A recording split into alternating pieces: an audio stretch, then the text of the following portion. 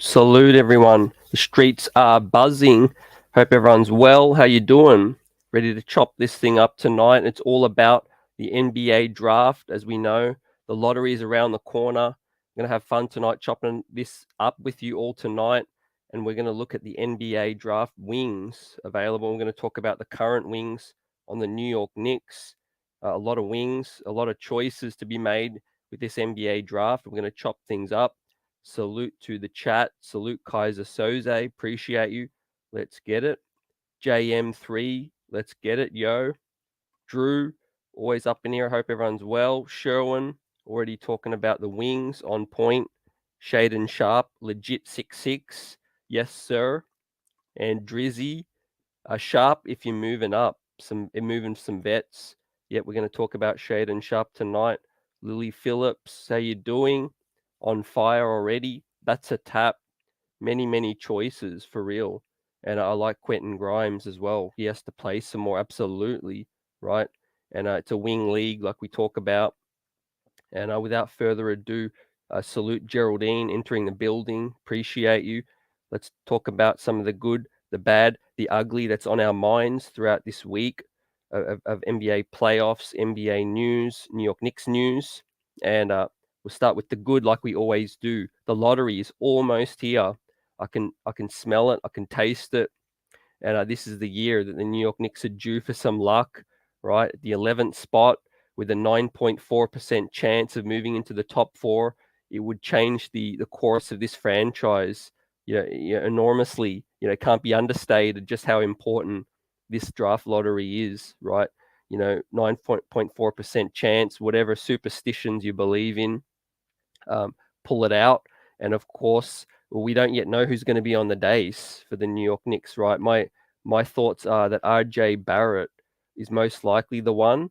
Wouldn't be surprised if Obi Toppin also is thrown out there as well. Give us your predictions as to who's going to be on the days on lottery night as well. We're just 3 nights away.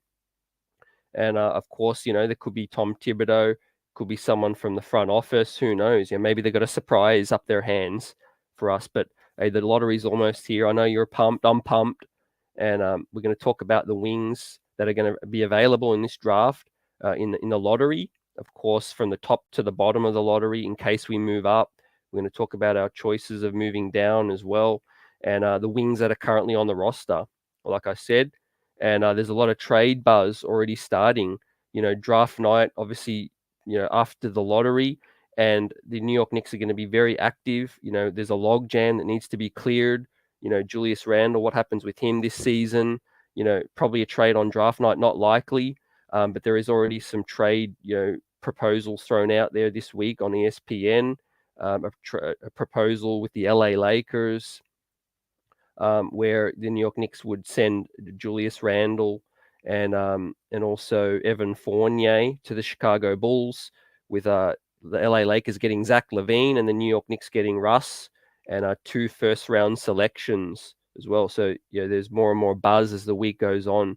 I didn't mind that trade proposal. To be honest with you, I don't know what you guys thought of that if you saw it. Obviously, I don't care for Russ at the moment in this point of his career, but his salary is an expiring deal, and Julius Randle has 5 more years on his salary right now, and a couple of first round selections. If you are moving on from Julius, for me personally, I'm looking for draft compensation. I don't really know what kind of player we'd get back in a Julius trade, but it's all about the draft compensation. So yeah, what did you guys think about that potential trade that was thrown out there? Just expect more buzz to be coming as well, and we'll chop that up in the bad and the ugly. But the combine list is out as well. A really, really healthy list of participants in this NBA combine. It's going to be huge in terms of the New York Knicks talent evaluators and them really casting their eye over this talent. With the wings, especially tonight, we're going to chop it up with the length of these wings, the athleticism of Shaedon Sharpe as well. The mystery prospect might not be mystery no more. Obviously when he measures and things like that. Dyson Daniels going to chop up him and his rising stock, his length as well. That's going to be put to the test in the draft lottery, in the combine. I'm sorry, and of course 5v5 scrimmages of the combine are yet to be revealed, but that's going to be huge for me. I really, really want to see which players are going to compete in the 5v5 in the combine, because that's going to set players up. It's going to make players rise, and it's going to make some players maybe fall. We know our very own Quentin Grimes' stock exploded at the combine last season, where Tom Thibodeau was there firsthand. And we know when Tom Thibodeau evaluates talent, he loves to see players up against it in scrimmages, rather than just drills work as well. And some news from the New York Post: Cam Reddish is on the road to a good recovery from his shoulder injury. And Cam is training in the facility right now. He's training with some of the young guns in Deuce, Quickly, and Obi. And that was good news to hear. In the off season, it's quiet at the moment, but it's good to hear that Cam Reddish is up and running, shooting soon, and getting healthy as well, and taking this big summer and this off season really seriously, because this is going to set Cam Reddish up. He's in a contract year, ladies and gentlemen. We all know what happens when a player's in a contract year as well. They can smell it, and he wants that bread, and obviously a future in the league with the New York Knicks, hopefully. The flexibility we said, also on draft night, the moves, the New York Knicks could go in any direction. We could move up, we could move down, we could trade out of the pick, we could try to add more picks. We could move picks for the future as well. So flexibility is key, and the choices we'll have on draft night as we chop up again my big board from last week, and we talk about the wings on my board as well tonight. The young core of the New York Knicks has me most excited going into this next season as well, and building this thing with depth with the young players as well. And I'm enjoying the playoffs. Some great playoff watch action out there. What's not to love about that? Now let's get to the bad. There's some Tyus Jones buzz as well. Don't hate on Tyus Jones, the player, but for me, I see we have Quickly, we have Deuce, we still have Rose on our roster as well. I'm not willing to look at this at this point in time. Tyus Jones is a nice piece, but what's he going to cost? What's he going to cost? But out of the bunch, I'd take him over Conley. There's some buzz about Conley and what's going to happen in Utah, blowing that ish up over there. I'm not interested in Conley. Stay the heck away from those aging veterans. We already have too many. Rudy Gobert as well. I don't know where that's coming from, but I wouldn't entertain Rudy Gobert at all. Not with that salary as well. So I understand it's a different, people have a different acquired taste, but yeah, Rudy Gobert for me is a no as well. So I'm not enjoying that kind of buzz. Trading the farm, as you know, we want to keep this asset situation intact, and we want to keep this flexibility with the New York Knicks. Log jam. We have a log jam with vets as well. We sold off some vets on one of the previous shows as well, and Leon has his work cut out as well, as long as with the front office and getting on the same page. and the uncertainty and Brunson's price tag and Mitch situation is also weighing on me. The ugly as well. We see some situations with the former Nick, Frank Ntilikina, a very, very divisive player, former player as well. Frank's moved on, but to me this week just sort of hit home that the New York Knicks could have kept Frank around on a veterans minimum, as a role player. They favoured obviously keeping that spot for Wayne Selden. Signed Ryan Archidiakonu. For me, I'm seeing Frank, and I'm enjoying seeing him contribute in the playoffs as well. Playing good D, not doing any scoring, as we know Frank's weakness. But for me, I feel like Tom Thibodeau misused Frank in that Atlanta series, and in terms of the way they didn't throw him onto Trae Young throughout the series. They kept Peyton out there, and also Frank Ntilikina was put on with that 30 seconds to go, or even less, to try to get a defensive stop. And, for me, that just killed Frank, and that was the end of Frank. And too many chefs in the kitchen, and a whole heap of work to do, ladies and gentlemen. What do you guys think? The good, the bad, the ugly? And let's get back to the chat. Salute as well. Appreciate you up in near 19 comment into the building. Salute. Dirty Dancer. Yep. Why the hell would the Bulls do that? Good question, fam. Good question. So Zach LaVine is an unrestricted free agent, and he wants to go to California. All signs indicate, fam. So the Chicago Bulls have absolutely zero power. That's why the Bulls do that. If Zach LaVine wants to go somewhere else, he's free to do so. Kaiser, salute. Trade proposal where the Knicks get first round picks. I like that as well, fam. Exactly right. And again, it ain't about Russell Westbrook. I don't care for Russell Westbrook at this stage of his career, but you're getting 1 year salary and then he's off the books. That's a huge, weaponized expiring, and also first round picks. And again, you're getting off of Julius, and you're getting off of Evan Fournier's money as well. So it's actually a good trade for the Knicks to get off of Julius and Fournier's money, get a huge expiring in Russ and a couple of firsts. The more I looked at it, I first thought, here we go again, another Russ situation. But it's actually, if you look deeper at it, it's actually a trade the New York Knicks should seriously consider, in my opinion. And cash out. What's good, fam? What's good? Salute. Sharpe Powers in the building. Let's get it as well. And I want to hear Sherwin's take on this as well. Who's proposing stupid trades? Yep, ESPN up to their old tricks, Sherwin. And yep, we all know Randall's game, and his potential in the league. I do think Julius is probably going to survive till at least this season or trade deadline, as we've chopped up. But let's see. It's anyone's guess, fam. And 19 comments is Sochan or Ochai Obaji. Yep, some nice talents there. We're going to dive into it in a second. And Sharpe Powers, the deal's great, but can't get 27, 28 back to back from the Lakers unless it's from another team. Yep, maybe the Chicago Bulls. I think fam might put in that. And Simon Dalen Terry is a later pick, awesome guard. Yep. His stock's rising, or might even rise further during the NBA Combine. Simon as well. And Kaiser, getting rid of selfish Team Cancer Randall would be a step towards team cohesion. Yep, Kaiser's been consistent with that situation, and in cohesion, in terms of the offense, and it makes you wonder with Tom Thibodeau still here. He's safe, and is he still pushing for Randall? That's going to be maybe the tell-all as to whether the Knicks go all in on trade exploration and that situation. So let's keep a close eye out. And Sharpe Powers, Randall's a 20-10-5 player, but not a good fit with the Knicks and RJ. Yep, I think that may be the ultimate reason if the New York Knicks move on. They're loyal to Randall. There's the connections, and Randall did a lot for the New York Knicks organization. I like Randall's game. I doubt his fit for me. I doubt his fit after last season and moving forward. And can he shoot that high clip that he shot, in the lockout, in the pandemic year as well?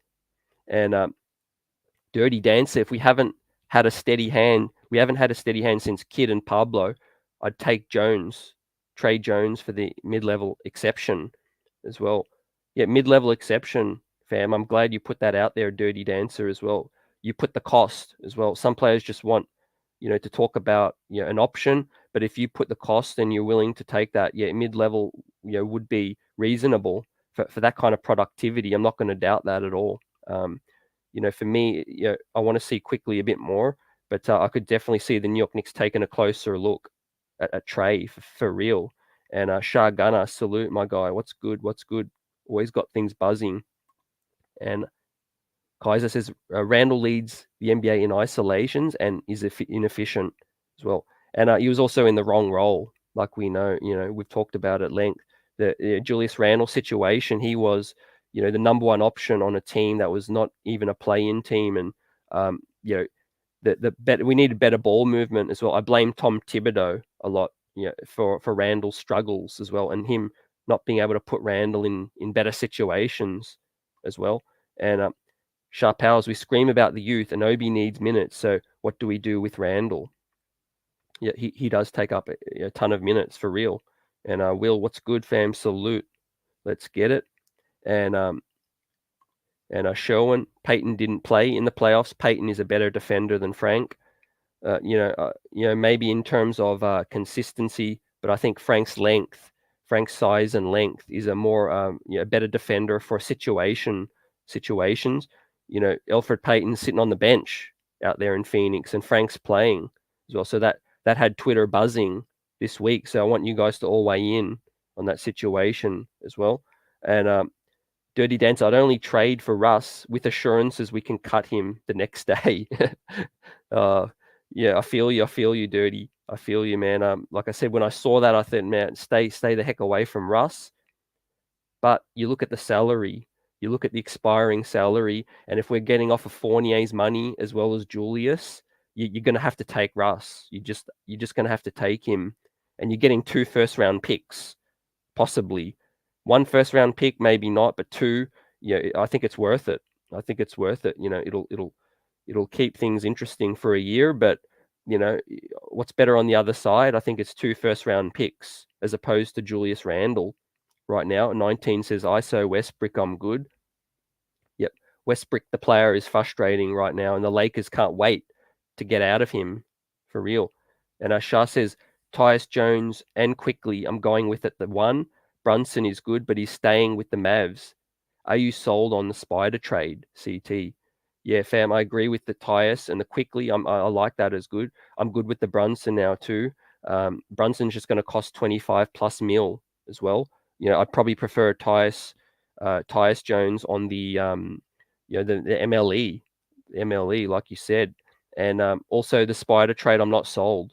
Shah Gunner, I'm not sold right now, fam. What about you? Wait it out a bit more. Wait it out. The New York Knicks are in a situation again. We get to the point where we have a nice young core and we're on the verge of something building towards a certain direction. And I just hope we don't do the same old thing and blow it all up again. Right? It'd be the same old Knicks. Of course, I'd love Spider on the team. I think Utah is going to try to extract everything they could possibly get as well. So that's got me worried. That's got me super worried. And Dirty Dancer, Sochan is a good, safe pick. Could see him as a Larry Nance Jr. type. Yeah, absolutely. Versatile, great defender, great size, all of that stuff. We're about to chop up that at length as well. I'll rate my wings, and in terms of moving up, where we're at the 11th spot, and of course, some potential move down situations as well. But yeah, it's a wings league, fam, ladies and gentlemen, chat. It's a wings league, and I feel like the New York Knicks need to target a wing in this draft. It's not strong on point guards. Let's be real. It's not strong on point guards. The New York Knicks pipe dream with a point guard is Jaden Ivey right now, and getting up, up in the lottery with the ping pong balls. And we all know where that can lie sometimes. So the New York Knicks are in a situation where we have a lot of choices, and most of those choices relate to a wing type player for us. And I agree with Sochan. Yep. And Cash Out says, I don't want no one, but Sochan as well. Yep. So yeah, the Sochan buzz is growing, fam. Absolutely. Yep. Kaiser spelling it out. Elfrid Payton was trash. Would brick everything, and that's why he didn't get any burn where he is now. He's also on a championship level team. But yeah, I think Elf got a bad rap. I'll stick up for Elf in a bit. I think he was getting a bit of a bad rap, but at the same time, he is what he is. He's deficient with offense. He's not long. He's not a creative point guard either, as well. But yeah, he can't shoot, and that's just disastrous in this league, this day and age, right? You can't even hit a J. How are you going to get on the floor? Absolutely. And Will says, I have a feeling we move Evan. I'm not sure where. Well, yeah, I like that, Will. I like that. That would be a surprise, if I'm honest with you. That'd be surprising in terms of mainly because his salary. Evan's salary is not 18, 19 mil. I think he fit in pretty well in the second part of this season, did Fournier. But nothing's off the table, Will, for real. I know the front office are definitely looking at ways they can explore that and move on from Evan. But most likely, Evan's salary would be involved in a bigger deal, like the Julius deal that was proposed this week, like a Donovan Mitchell deal. That might have to happen. We need the matching salaries with that situation. And yeah, give us your thoughts more on the wings, and we'll bring up the graphic in a minute. But Kaiser says Julius is now officially the least efficient high usage player in the NBA among 38 players with the usage rate above 26. His efficiency was 46.4, ranks dead last, as the fourth worst turnover ratio of the group. Yep. Facts. I like these stats thrown out there. Appreciate it. Numbers do back up the points. J Dub, what's good? We need to move Fournier and Randall, so we can really take a look at Cam and Obi. A good look. Yep. We need to take a good look, fam. Exactly. It's like building, with this young core, we need to create that runway for them. We absolutely need to create the runway and see what these players have, because we ain't getting any closer to a championship, right? Just treading the treadmill, in my opinion. And Parrish, would you trade RJ to the Pelicans for their 2 first-round picks? New Orleans would make Zion happy, and we get the 7th and I think the 17th as well.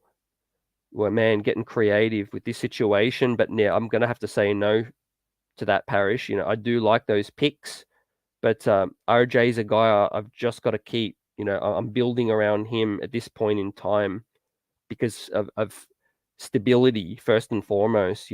We're constantly moving on from young players, and we do need to start with a foundational piece and some stability.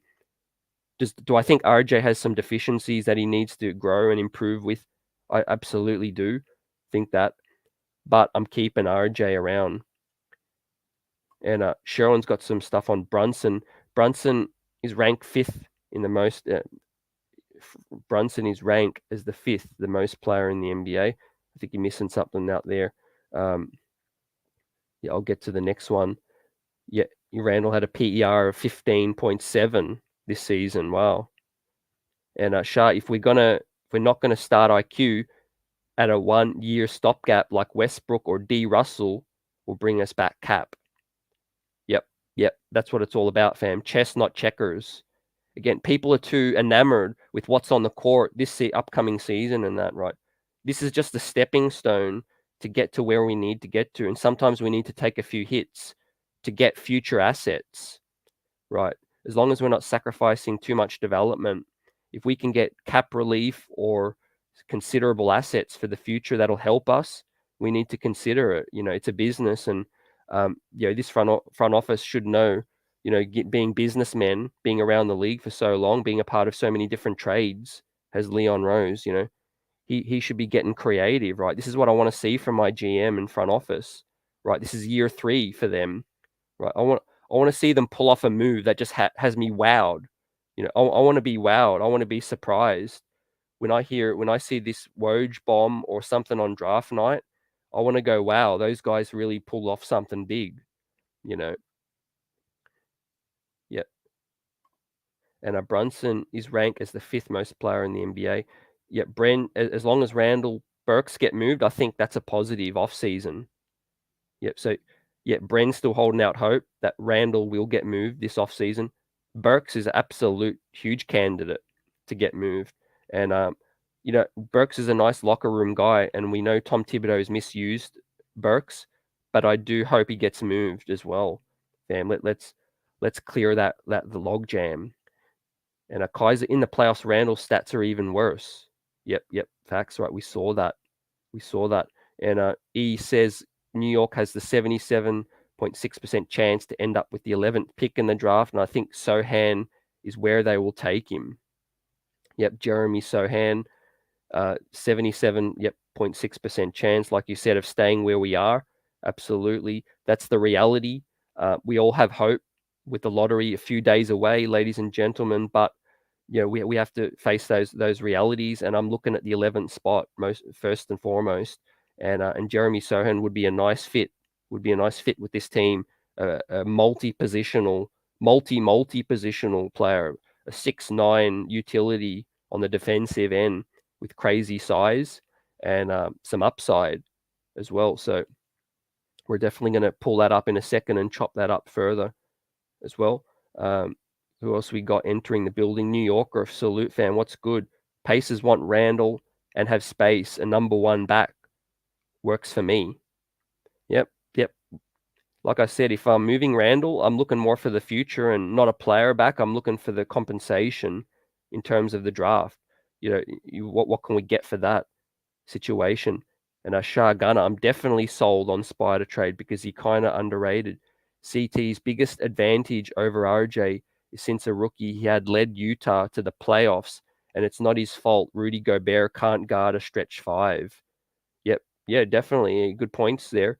I don't think Rudy Gobert was the best fit for Donovan either in terms of the salaries eating up, being a one-way player. And I've spoken to this at length, Shah Gunner and everyone as well. When you have such a huge salary being used up by a one-way player, that cripples you. That cripples your team ceiling. It cripples how far you can get, and it's going to come back to haunt you in the playoffs as well because it cripples your depth, basically. The Utah Jazz I consider them top heavy. They lost Joe Ingles, was an incredibly important role player, and his absence is missed with that situation. Absolutely. Now, with that said, ladies and gents, we chopped up my big board last week, and here it is again. Let me just pull this graphic off as well. Yeah, the big board's there as well. So we're going to talk about some wings tonight as well, from the top down in the lottery down. Obviously, we got to start with the number one wing, on most people's board in this situation is the Kentucky mystery prospect Shaedon Sharpe. At 6'6", mystery guy, didn't play a lick of college at all. Only high school tape and some gym one-on-one scrimmages as well. However, his upside is there to see. Scouts are salivating over his vertical, his length. He's a smooth athlete, not a elite athlete, but he's a smooth athlete with an incredible vertical. Is a shot creator and a scorer as well. It's very, very difficult to find a comp at this point in time. For me, what I'm seeing from just what I've seen, could he have a ceiling of a DeMar DeRozan, a DeMar DeRozan type smooth scorer in the mid range, and a better 3-point shooter, most likely. But could he also have the bust potential of a Gerald Green as well? I've heard some people mention Gerald Green as well. And the truth is, scouts are going to have to take a chance. They're going to have to take a risk. Hopefully it'll be more of an educated risk because he's going to be in the combine. They're going to get him in for workouts and all of that good stuff. But as you see, his size is intriguing. 6'6", a very clear 6'6". So that's great. That's what you want in a wing. Good size, frame, 200 pounds at the minute, freshman, and his age. His age is one of the biggest upsides. Obviously, he ain't 19 years old yet as well. And he's from Canada as well. He's supposed to be a shy guy, more of a quiet dude, softly spoken. And to me, his intrigue is his overall game. We know he can score. How is he on the defensive end? We never get to see that in college. On the defensive end, his motor, those kinds of things. Being able to stop his man. It's all good to score, but can you stop your man? Can you be a team player? Can you distribute? Yeah, what's the rest of his game like as well? But what you're getting. You're getting great, smooth scoring. He can score in the mid range. You can score from three. He's got some moves and tricks in his bag as well. And in terms of wings, for me, he's the best intriguing wing at this point. I have him based on talent at the 3 spot. And of course, that's a reach, considering we haven't really seen him play in college as well. I'm just doing that based on what I've seen and his potential. But the fact is, he's probably not going to go any lower than 6. Let's be real. Between maybe 6, maybe 8 as well. If the workouts don't go well, maybe you drop as far as 8, just to the mystery element. With that situation. So yeah, with that said, what do you got? What are you guys' thoughts on Shaden Sharpe as well? New Yorker says Benedict Mathurin is the guy I want at 11. Yep, that would be nice if he slipped that far. That would be absolutely nice if Mathurin slipped at 11. But we'll chop that up more. But I don't see Benedict falling that far, New Yorker. But I appreciate you putting that out there as well. Yeah, he'd be dynamic at MSG. But yeah, Shaden Sharpe, that's my thoughts on that situation. Again, it's early days. He's the prized asset wing in this draft. It is a stronger class, but unfortunately, we didn't get to see Shaden, play in college. But I understand the decision that was made. He could have easily come back to Kentucky. But, when you get a promise, you get the promise, and it's money, it's guaranteed generational wealth. And Shaden Sharpe's going to take that. And then getting on to New Yorkers, man, again, the second best wing in this draft class is none other than Benedict Mathurin as well, a 6'7", slightly longer as well. A guy who can play the 2 or the 3. Benedict Mathurin, a sophomore, 19.9 years old, and his per 36 stats from Tankathon have a 19.6 points, 6 boards, 2.8 assists, 0.3 blocks, 1.1 steals as well. Now, his game is based on athleticism. He is an elite athlete, a dynamic scorer as well, length as well, a really high energy kind of guy. Like, he gets in your face, plays with aggression, can juice a crowd, juice his team up as well, excite the crowd.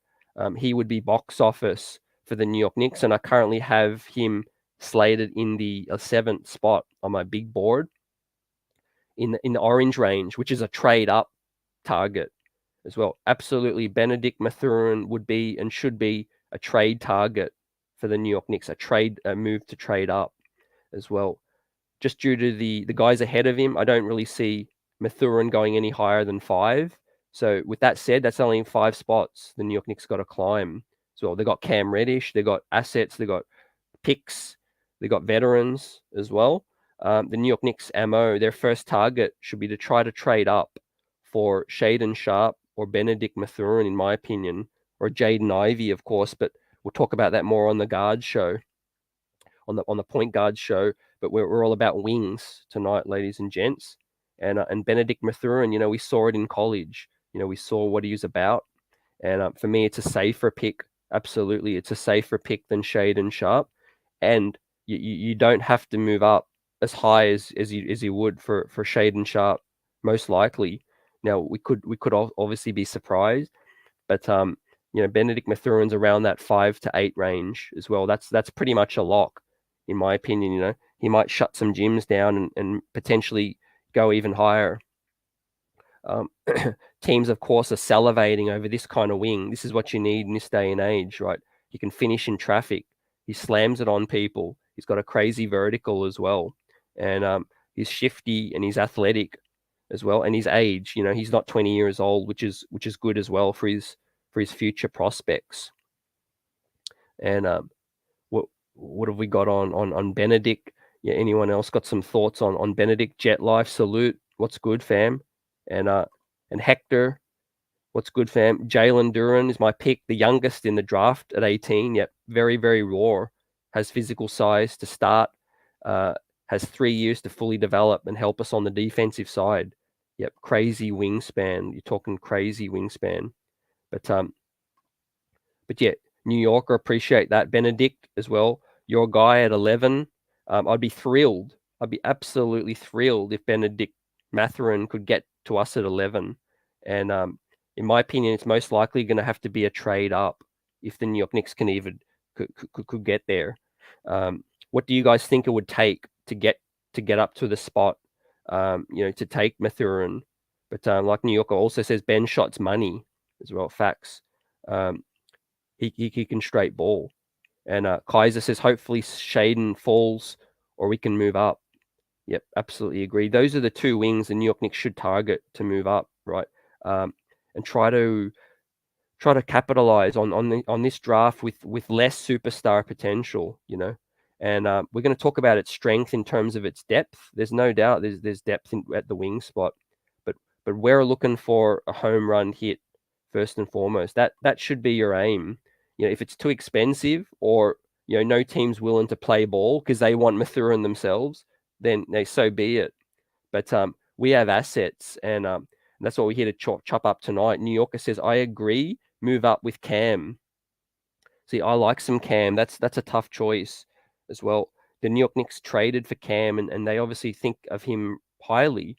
And to be honest, I feel a little bit bitter in terms of not seeing enough of Cam because Tom Thibodeau didn't play him enough.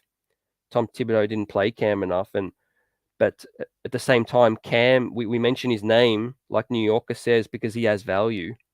Cam Reddish has probably one of the most tradable values on this team as well. So again, that Cam Reddish and the 11th spot, that could get you to 8 or 7. That could potentially get you there. Maybe a couple of seconds as well.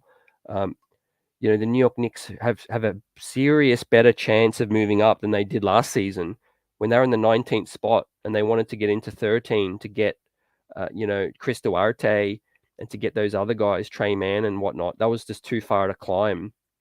They were from too far back.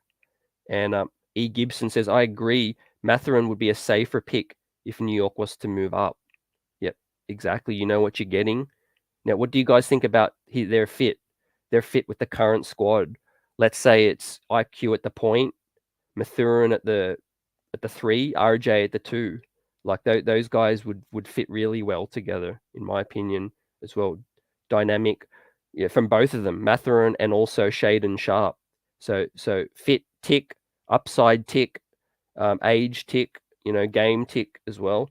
What does it take? All it is now, it's what does it take to get up, to move up and get these guys, right? And Benny Shot's money as well. Yep, I'm looking for guys like that. I'm looking for shot makers, not just shot takers as well. And Tay, salute. What's good? And Sharp Powers, the workout is Mitch want to be here. The word out is Mitch want to be here, just can get close on money. Yeah, man. Let's see what happens with that situation. Maybe they favor what they have with Mitch and what they see in him, in his upside, against gambling on one of these centers as well. If they can get close to the money, like Shah says, it's all about the money. And Luck Charm 22, what's good? I want them to draft Sochan. Yep. We're almost going to hit on Sochan as well, and his versatility, all of that kind of thing. And yeah, New Yorker, that's what scouts are saying with Cam Reddish. He is a huge tease. He knows, we know his talent. He teases it. He shows it from time to time. Is he that 82 game per season guy that can stay healthy and that can finally earn his potential and achieve his potential and earn the bag? And Sherwin says Shaden Sharpe will not be there for the Knicks, and he is about 3 years away. That's Sherwin's thoughts on that situation. Look, Shaden Sharpe is young and he didn't play any college, right? So it's all hot takes at the moment. But I'm high on Shaden in terms of his maturity, right? Scouts have specifically mentioned his bag of tricks and his go-to moves and things. They're on a certain level.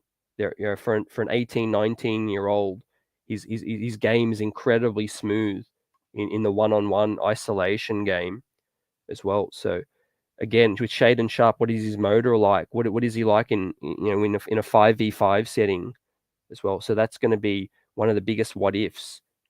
And I've shown Cam Reddish would be the number one pick in this draft. Yeah, if we're going back to the Duke days, yeah, he definitely would be looking at being considered in the top 4. And Mathurin reminds me of an early Jimmy Butler as well. Yep, he's got the attitude, he's got the go-to moves, the scoring, and the strength. Like I like his strength as well, Bren. Yep, and New Yorker loves Mitch. We have to keep him. And Geraldine, the problem here we have, CT, is that other organizations have to be willing to trade with us to move up. I'm going to wait till Tuesday to see where we're going to draft. Yep. Appreciate those rational, wise thoughts, Geraldine. Yep.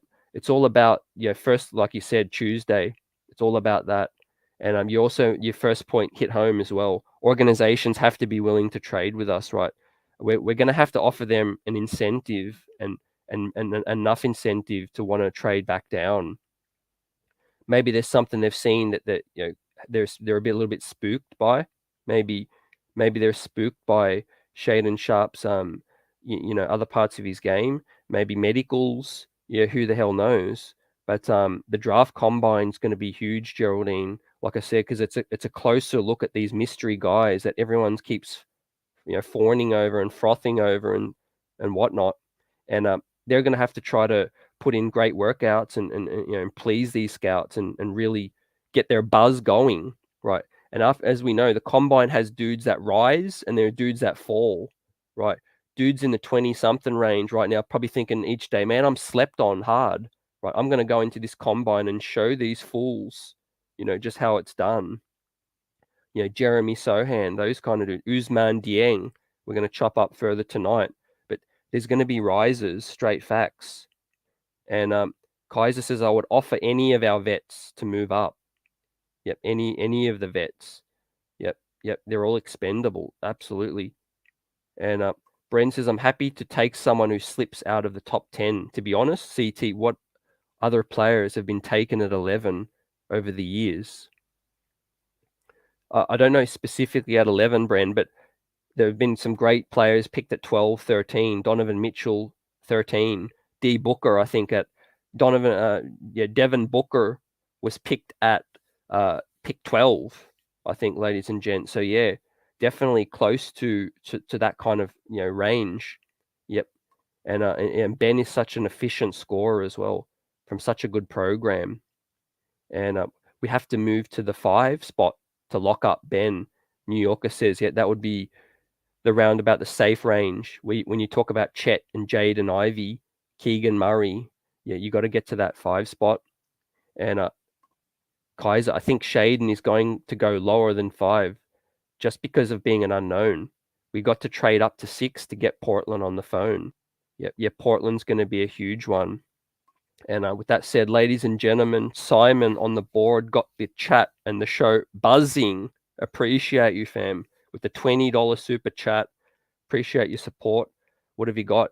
If Mitch moves and we can't move anyone, you should do a center show as well. Duren or Kessler, vets on the bench, and young core starting Randall, 6-man. Worst comes to worse. A great point, Simon. Appreciate you, fam, as well. And I completely do intend to talk about the centers as well. I'm intrigued by Jalen Duren. I must admit, he is probably a dude that's going to change the course of this draft, Simon, in terms of other picks and how high Duren goes. And a lot of scouts are saying that is the domino with this situation because Duren, a team could whiff on him at 8. A team could take him, as high as 6 even, possibly, and of course, 14, maybe more realistically. Then he has the Duke, competitor in Mark Williams as well. And the center market is thin in this draft, but there's some guys in the top lottery basically that are worthy of the lottery. Those 2 guys and Kessler, like you said, Koloko. There's some other guys later in the draft, Kai Soto as well. from the Philippines. Yeah, and I appreciate your thoughts. Yeah, I'll do the center show, talk about that. And Mitch, we need to look at the situation with Mitch first and foremost going into the draft. I said the other day, the front office should know what sort of the line of thinking of Mitch is before they head into the draft, because that'll play a big part, right? That they should be talking back and forth each and every day about dialogue. How much does Mitch want? Okay, we're at 13 mil. No, we want 15. All right, how about 14? You know, they should know. Obviously, last we heard from Ian Begley. Ian Begley reported during the season that the New York Knicks and Mitch weren't close. So that was concerning at the time. But yeah, I do think that the sides are going to be much closer at this point in time. And we've got to weigh up as to what other guys do, with other teams. Mitch is going to have suitors, absolutely. But yeah, I'll do some breakdowns on Jalen Duren and Kessler. Simon, appreciate you again. Are those your guys to look for at the center spot? Let me know. And Sherwin says Shade and Sharpe at 18. What is there to be afraid of? Yep, hey, Sherwin extremely high on Shade and Sharpe, flying the flag as well. What is there to be afraid of? Again, he's got upside, but there could be some bust potential. Sherwin, a GM takes him super high, and he hasn't played any college. He's going to have to kill those workouts. Let me say that he's going to have to absolutely use his athleticism and wow them. And yep, Butler was in fact 12 in the draft as well. Appreciate you, New Yorker, for that. Nikola Jokic was picked in the 40s. Yep, we'll hit the money. Klay Thompson, that's the one. Klay Thompson was the 11th pick as well. Kawhi Leonard was picked 30 as well. Allen Houston 11th. I forgot that as well.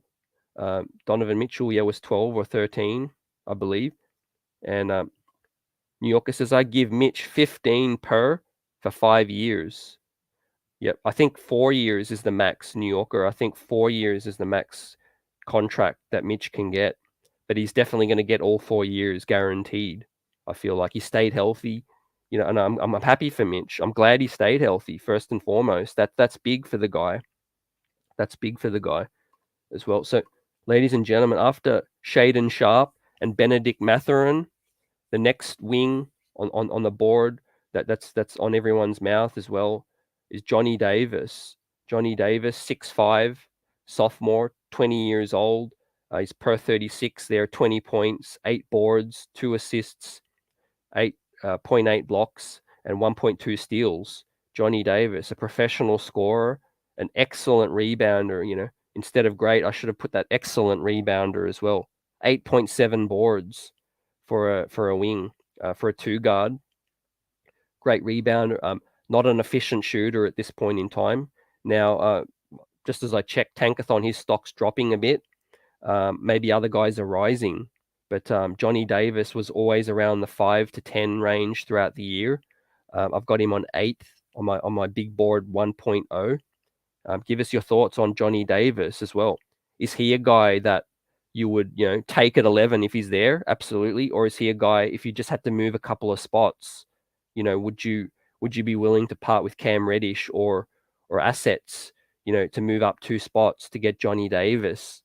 Or would you just be good waiting at 11 for who we're about to chop up? Dyson Daniels, Eason, Sochan, Agbaji, Dieng, all of that. There's plenty of value. And Sherwin says Davis can play the point as well. Yep, Davis can play the point, 6'5". Dirty Dancer, I love Johnny Davis's nose for the ball and toughness. His 3-point shooting only went down after he got banged up. So I appreciate that, Johnny Dirty. Johnny Davis, another safe pick, like super safe pick as well. He's going to be nice in the league, that's for sure. What is his ceiling? You have to take into account he's 20 years old as well. Scouts obviously always do that. I'm not saying that's old, but we know the narrative basically right now. New Yorkers can't shoot as well. Yeah, and Kaiser says Jokic was the 41st pick. Yep, as well. New Yorker likes Koloko in the second round. Yep, a lot of value. But for me, I like Jericho Sims as well. I want to see the New York Knicks develop Jericho Sims. Absolutely. And yeah, we're going to chop up Dyson Daniels coming up. But yeah, any other thoughts on Johnny Davis's game and where he's situated? Because again, that could be a guy that could seriously surprise. Johnny Davis could be picked 6, 7, 8. I wouldn't be shocked. And he could be a guy that could slip to 11. Let's be real. A lot of teams will be tantalized by Dyson Daniels' two-way game. Benny Mathurin, like I said earlier, if Jalen Duran is a big climber, other guys got to fall down. AJ Griffin still high on many people's boards as well. So yeah, Johnny Davis, I think he slips in somewhere around the 6 to 8 range right now. Wouldn't be shocked if he fell a bit more as well. But yeah, Johnny Davis, got a high floor from what I would say. He handles the rock. He's got an overall sound game, 20 points per game, 8 boards per 36 minutes. Would like his assists to go up a bit more. On the defensive end, I do like the 1.2 steals as well, and being a great rebounder as well. I love my guards to rebound as well. So yeah, can his shooting get more efficient with that situation? Yeah, it all depends on where the balls drop. Facts, right?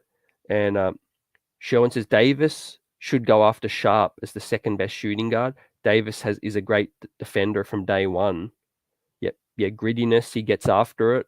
Appreciate you dropping that jewel in there as well. 6'5", not as rangy or longer as these other wings, but that means you have a bit more sound, handle, I feel, and being able to distribute and and take care of the rock. And Tarek's in here. Salute, fam. If you check out the scouts intel, you will find that Davis has issues with his handles. He's not playing point in the NBA. So, well, hey, Tarek dropping some knowledge there. Yeah, appreciate you. I didn't watch Johnny Davis a whole lot this season as well, so I'm looking at you guys and seeing what your thoughts are on that. I've watched and I've read everyone else's thoughts on that situation. But yeah, to me, he's going to slot in around the 6 to 8, and he's going to have a sound, game for the NBA. But yeah, for me, when you're picking that high, I want a bit more of a surer thing. A surer thing in terms of better shooting. Better shooting, more efficient. But I love that part of his game, his rebounding and the defensive potential as well.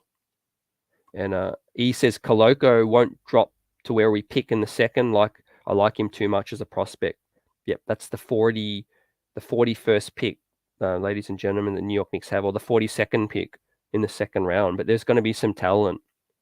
There's Sharpe Powers. I want Ben, but I'm okay with Daniels or Sochan as well. Yep, absolutely. And after Johnny Davis, I've got Dyson Daniels coming up in here as well.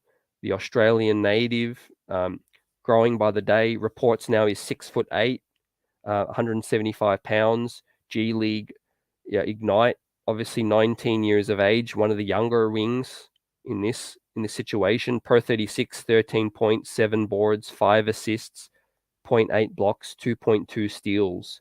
So as you see in the stats, he's a playmaker and he's a defender more than a scorer. But his shooting has improved. You look at the sample size in the last 5 games of the G League. He shot the ball catch and shoot much better as well. He shot over 40% in the last handful of games. Now, for me, in terms of fit as well, we'll talk a bit more about Dyson Daniels' fit. And I think this guy really, really, really fits home in terms of the New York Knicks being in the top 5 teams that this guy fits best with, in my opinion.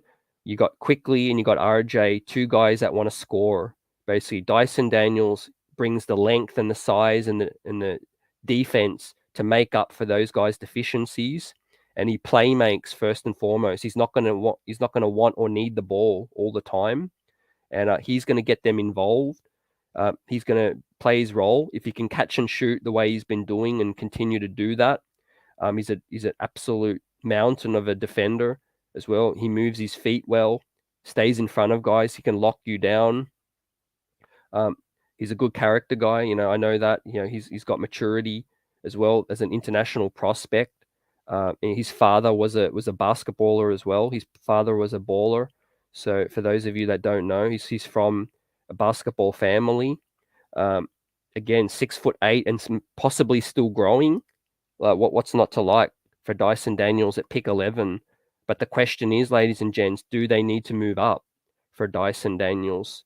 What are you guys' thoughts on that? New Yorker says, I like Dyson. Yep. Sherwin M. Dyson Daniels is the only player I've never seen other than highlights. I have no idea about him. I appreciate you just being honest about it. Based on what you've seen and heard, Sherwin, would you be comfortable with taking him at 11? It is a high lottery pick, or it is a lottery pick, number 11. We can't afford to whiff on it. We just can't afford to. And New York, a good length on D, like quick. Yep. The way I see it going is, quickly can play his game for, play the point for like 28 minutes a night. And Dyson Daniels can be that excellent secondary ball handler for 20 minutes a night at least. Now, Dyson Daniels, I don't see him being able to run a team straight away. He needs to improve his handle first and foremost. He needs to get a little bit lower. He needs to learn how to create a bit better as well. He has a nice go-to move, which is a spin dribble, a floater over his shoulder, over his right shoulder. And I like that. I like that go-to move. He's got an excellent floater as well.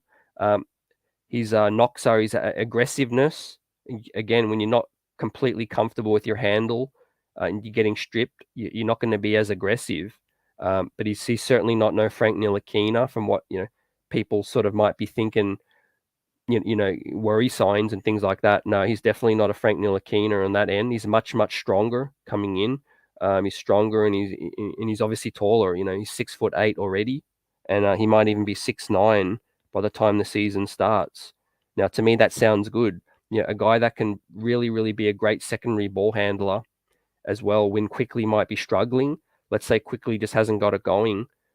Dyson can still run the point and run the team in pinches, and you can also get guys involved, like you see there on the stats. 5 assists. Obviously not a scorer, but rebounds well. 5 assists, 2.2 blocks as well. Excellent on that end. Some highlight blocks. Meets guys at the rim with his size and his length as well. And just a guy that's not afraid to play D. New York Knicks, we need that identity. We need guys that just don't want the ball all the time and just don't want to score, but they want to make a big impact on the other end. And I see Dyson fitting in really well with this team, ladies and gents. I see him fitting in with Quickly's, work ethic on D as well. RJ fitting next to him and being able to be interchangeable. What do you guys think about the interchangeableness of Dyson and RJ? That's enticing to me, because RJ is no longer going to be that first line of defense for a wing at 6'6", 6'7". Dyson Daniels is going to come in there next to him at 6'8", 6'9", maybe, and help, help be disruptive and on that end and just be a solid guy from day one. And we haven't spoke on this yet, but Tom Thibodeau factor. I think this is one of the prospects that Tom Thibodeau straight off the bat signs off on. I could see him signing off on Benny Mathurin. I could see him signing off on Johnny Davis, and I could see him signing off on Dyson Daniels. Now, the Shaedon Sharpe one, obviously he's projected so high that Tibbs just may have no say in the matter, because Leon just, goes for that home run swing. But I could definitely see Tibbs signing off on a Dyson Daniels, ladies and gents, because of what he can bring from day one. Right? There's not too many prospects that can bring a couple of solid NBA skill sets from day one. And that's being able to run the point, get guys involved, and defend like crazy. And lastly, I'll mention that Dyson has a real knack for outlet passes as well. We know Obi likes to leak out in transition and leak out after made baskets. Dyson Daniels all season long has a great court vision, similar to Josh Giddey, Kevin Love, those kind of guys. He throws an excellent outlet pass. The moment he gets the rebound, he looks up, gets his head up and he throws it down court, pinpoint as well, pinpoint on the money. There's also all the makings of a guy that's going to be a nice role player, fit in as well. To me, I don't see star potential in Dyson Daniels. I could be wrong, but he's just offense just doesn't look where it needs to be in terms of being close to being a star yet. But certainly, if he can put his work in, he can improve his shooting and his shot dribble creation as well. Then his stock's only going to continue to be crazy as well. So yeah, a really, really high floor for Dyson Daniels, and I could see him going as high as 8 as well. I'd be shocked if he goes higher than 8, just because of who else is there. But from 8 to 11, I think if I had to bet my house on something, I would bet that Dyson Daniels will be gone between 8 and 11 as well. So yeah, he slots in right there in terms of the middle of the wings, and a very, very realistic target for the New York Knicks. I don't know if the Knicks would be enticed to trade any asset to move up for Dyson Daniels. I could be wrong, but to me that would seem a bit of a reach to trade assets for him. But I wouldn't be mad. Wouldn't be mad at it at all. And Sherwin M, if I was picking based on highlights, Jaden Ivey would be my number one. Based on the games I have seen Ivey play, I would not pick him in the top 10. So yeah, Sherwin thinking more of the highlight reel guy than an actual affecting winning and losing. And Tarek's got Shaden Sharpe, Jaden Ivey, and Dyson Daniels. Yep, top 3 targets for him. And we'll talk about Jaden Ivey in the more of the point guard show. But yeah, Jaden Ivey would definitely be one of those trade up targets as well. Like tonight, have Sharpe and we have Benny Mathurin and Dyson. I think they're the 3 wings to really trade up for as well. I like Keegan Murray as well. If we get the Portland pick, he might be there in play. But we'll talk about more of that in the forwards show. And New York is on point. He has some slick passes, absolutely. And that's the advantage when you're that tall, fam. When you are that big and tall, you could see over guys, and that's a huge advantage. We've seen that with tall playmakers, Josh Giddey, Sean Livingston, those kind of guys, Lonzo Ball as well.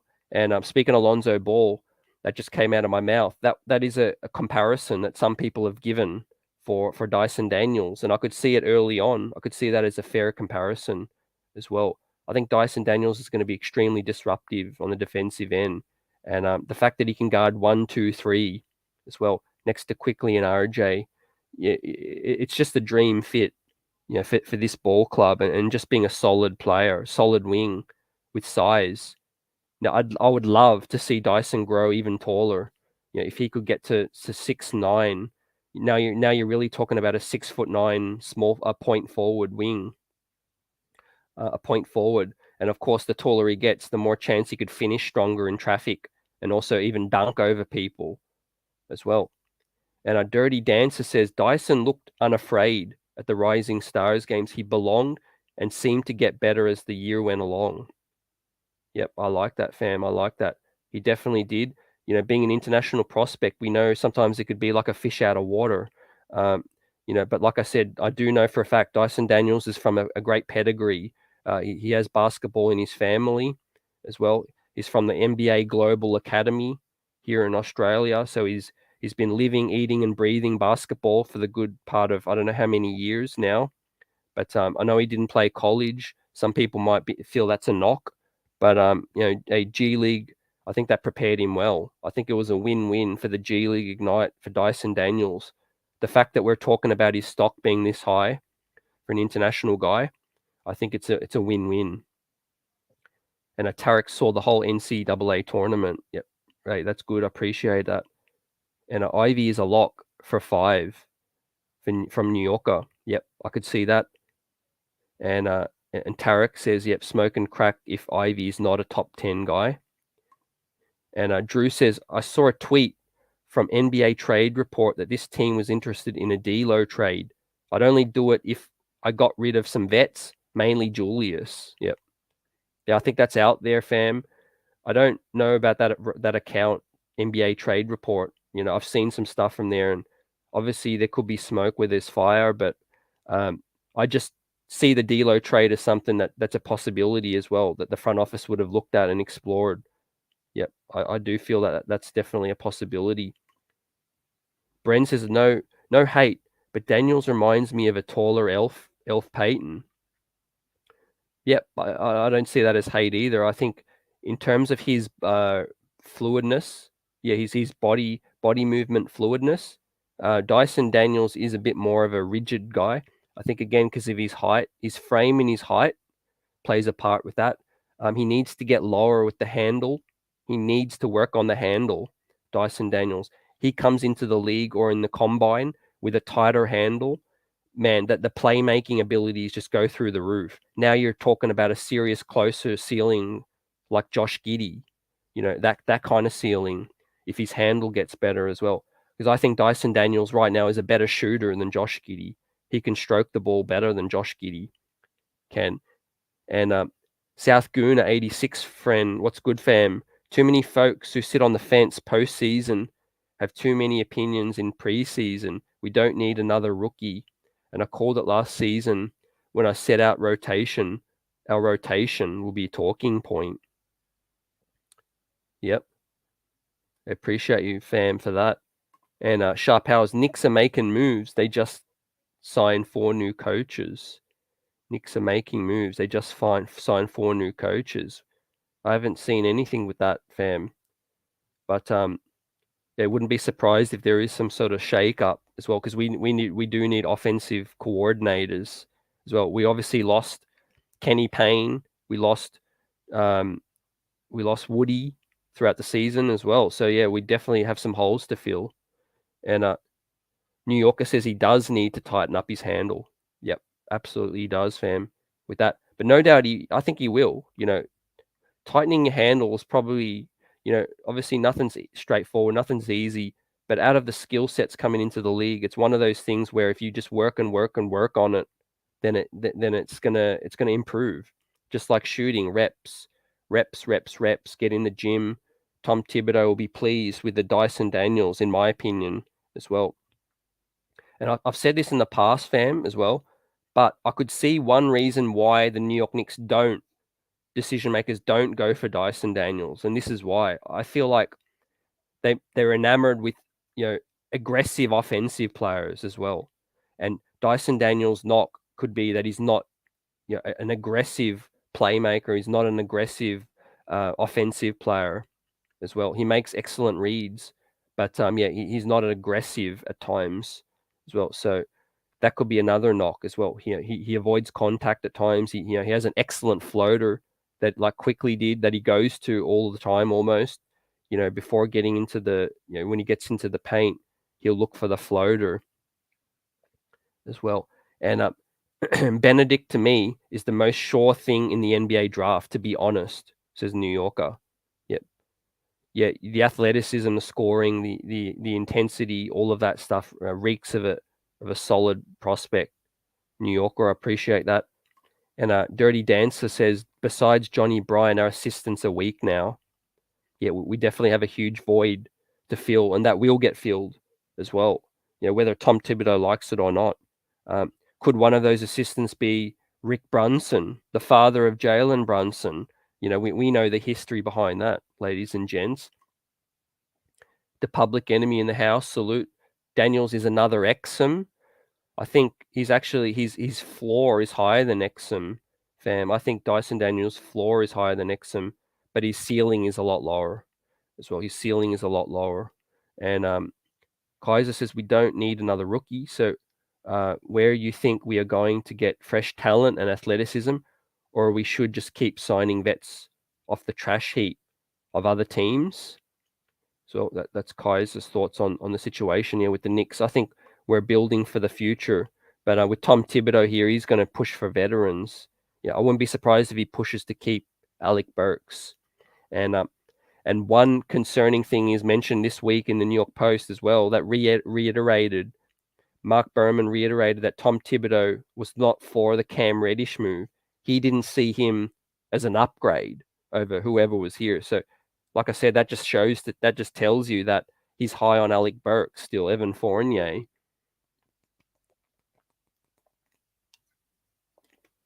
And that's why I mentioned earlier, now that we're chopping up wings tonight, the wings that I could see Tom Thibodeau signing off on ASAP would be higher floor guys that are ready to contribute. Dyson Daniels with his D, Benedict Mathurin, and Johnny Davis as well. Those guys' games are built for the pro game, and I feel like they're going to come in and help from day one. Now, Shaden Sharpe, I couldn't really see Tom Thibodeau wanting to play him immediately based on not even playing college, not even really seeing what he's about yet. Of course, he's a much higher ceiling guy at this point, but Leon Rose is the one making the shots with that situation yet.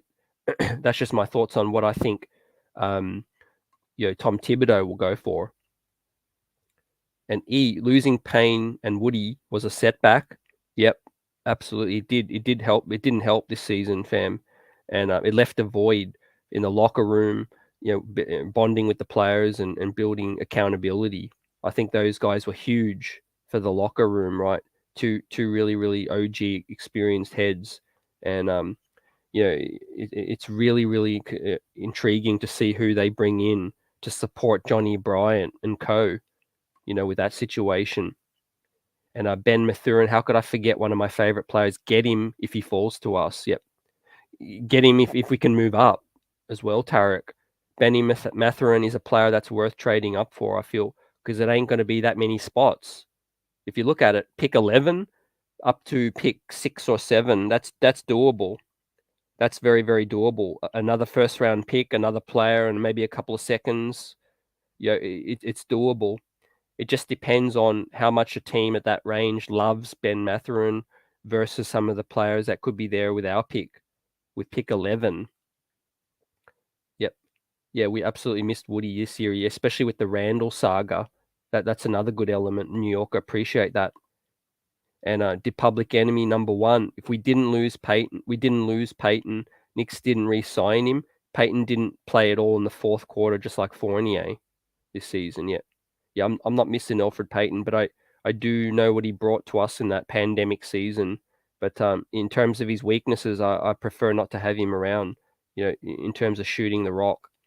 Now, the biggest thing, obviously, I eat crow with the Kemba Walker thing. I thought Kemba Walker was a head and shoulders upgrade, but not considering his health and all those concerns, I was just too blinded by the Kemba Walker name. So we can't fall into that trap. I'd be willing to go into this season with Derrick Rose as the only old head, just because he's D Rose and he can change a game with a dribble of the ball. But no one else really in terms of the older vets. And Dirty Dancer Tibbs would want boring dudes like EJ Liddell or Ochai Agbaji. Yeah, you're not wrong. You're not wrong, fam. Yeah, good points. I'm laughing more at Tibbs. With that situation, I'm just trying to rack my brain right now, thinking, all right, what's Tom Thibodeau thinking? And I got a nice sound bite that I'll be dropping too, in terms of one of the older shows I did earlier this season with Mark Berman. He spoke about how Tom Thibodeau just isn't a fan of the whole draft process. Tom Thibodeau is just not a fan of going to the combine and doing all this stuff. And like I said, he's just going to see a couple dudes that he knows can help, and he's just going to be like, yeah, just get me that guy. Multi-positional defenders like Jeremy Sochan, which we're about to chop up in a minute. And Tarek, I like Daniels, but I caution that he lacks that explosion and moxie swag. He's too vanilla for me. But if we got him, I wouldn't be mad, because I could be wrong. You hit home with that point, Tarek. Exactly right. He's a prospect where his abilities are so clear for everyone to see, and it's tantalizing. But his weaknesses are significant weaknesses as well. Talk about the playmaking and that. Yeah, he could find the open guy easily with his height. And he's no doubt he's going to be a good distributor in the NBA game. But what happens when guards press up on him? What happens when he's the lead guard and you got Pat Bevs, Marcus Smarts pressing him? That's the concern that scouts have right now for Dyson. Yeah, in terms of being vanilla on the offensive end too. Yeah, he's far too vanilla on the offensive end for me. I like his defense. On the offense, he attacks the closeout. If he could start hitting the shot at a really good clip, that'll be nice. He could attack the closeout and go to his post-up floater as well, and that's a good move. It's money. But what else has he got? I haven't seen any other offensive move from Dyson as well. He finishes well in transition. He could get to the cup and slam it. Of course, he's 6'7", 6'8". He could slam it. He's got a nice frame. If Dyson could come in really, really bulked up, if he could live in the weight room, I could see more of the 3 spot. I could see him playing a bit more of the point 3, as well as secondary ball handling duties. But yeah, he could just be nothing but a 3-and-D wing, in terms of spacing the floor well, and running some secondary action. But yeah, obviously his ceiling, like you said, if he does get to that point where he can get aggressive, get a better handle, all of that kind of stuff, that's going to take his game to a different level, and that's why he's not on the level of a Dante Exum prospect at the time, who went 5th overall. Dante Exum flashed some other things, aggressive driving to the cup and finishing and stuff like that. Dyson just doesn't have that. So he plays cautious right now. So that's why I could see Tom Thibodeau really, really liking him from that perspective. And E. Gibson, New York has to be smart about how much asset equity they put on the table if they want to move up. I like Mathurin as well. Yep. Yeah, you're on the money there too. You always got to be smart with how much of the asset equity we put on the table. Like I said earlier, Cam Reddish, that name just keeps coming back into my head. I like Cam and I want him to stick. But yeah, if the Knicks fall in love with another prospect, he's got to be a guy that other teams could be potentially salivating over in terms of trying to get their potential out of him. Get the potential out of Cam. But in terms of future draft equity, I don't really see the New York Knicks being willing to include too much just to move up in the draft. I think they want to save that equity for blockbuster deals. If Jimmy Butler wants to get out of there, if Donovan wants to get out, someone else wants to get available, I could see them trading picks for that deal, but not to move up. Right, maybe a couple of unwanted players and a couple of later picks as well. But yeah, long story short, I'm okay where we're at with the 11th, and I think the New York Knicks would be okay where they're at too. I think they're going to weigh up moving up and just seeing how much it takes, But realistically, getting a Shaden Sharpe, if he's in the top 4 or 5, Jaden Ivey, that's gonna take a lot of assets, because a lot of teams, like Geraldine's point earlier tonight, a lot of teams are going to want those guys. So it's not just about the Knicks wanting them. A lot of teams are going to want them. And Kaiser, there won't be any more pandemic seasons. Stop looking back. It was a fluke. Yeah, pandemic seasons with the no crowds, right? That was a huge impact. And players like Jaden Ivey will not go to the combine. His draft stock will drop because he's not 6'4". Showing you, talking about his height with that situation, and obviously teams would hope he's a little bit longer. He's not a point guard, he's Ivy, but he's dynamic in the open court, and of course his athleticism is salivating. In terms of teams that play with a slower pace, he would help them instantly, including the Knicks. And Dirty Dancer, I like Dyson. I think Dyson rises above our pick. Smart teams gobble up oversized wings who can D up. Yeah, good point. How much higher, I don't know, but I could see him going as high as 8 or 9, in my opinion. I would be genuinely surprised if he goes 6 or 7. Obviously, Josh Giddey surprised. The Spurs picked Josh Primo. There was some interesting eye-raising picks recently, but Dyson Daniels, his fate is in his hands. In this combine, workouts, all of that stuff, he has the tools to actually rise up. He does, like Dirty, like to your point, especially they're in vogue right now with Josh Giddey being that oversized playmaker as well. And Tarek says Jaden Ivey will not go top 10 even at 6'4" because he plays bigger than his height. Don't be fooled. And New Yorker says Dyson has holes, but he can be special. Yep, absolutely. He has holes. I think some teams are reaching on him a little. I think he genuinely is a 9, 10, 11 guy, if I'm being real. I think a lot of people are looking at him saying, okay, like, what if he develops other parts of his game? I'm more of the mindset that he's more of a Mikal Bridges, 9, 10, 11 kind of guy, where his floor is very high, but his ceiling might be quite limited with Dyson in terms of being a great scorer as well. And there's nothing wrong with just being a spot up shooter and hitting this three at a good clip or a great clip. That's going to keep him in the league a long, long time. His length and his D, that's his calling card. And maybe that's all he should focus on right now, getting into the league, being great at that, and then working on the offensive side, working on that later. Few prospects come into the league as a complete player, right? All around player. So focus on your strengths, get into the league, and then work on your shot. They don't teach size. Like I said, 6'8". If Dyson Daniels can grow even more at 6'9", that'd be exceptional. And Sean says Ivy's got a 6'5" wingspan. Players like IQ and McBride have 6'9", 6'10" wingspans. So yeah, they do have some long wingspan. Ivy got the hops, he got the speed. Size isn't one of his strengths. Salute little AJ. What's good? Knicks should trade Randall for Portland's pick. On the money there. That's the thing I've been crying out for ages, little AJ. And the 6th pick would help us get us into the convo for everybody, basically, to move up, to get Ivy, to take Sharpe. If we wanted to move into the top 4 for Jabari Smith or someone else, we could trade back down a little and get Mathurin. I mean, yeah, the Portland 6th pick, that's my dream scenario as well. I'm glad you mentioned that. Fam. What Portland do, man, it's anybody's guess. It's like, it's just insane. I don't even know what Portland are going to look at with that 6th pick.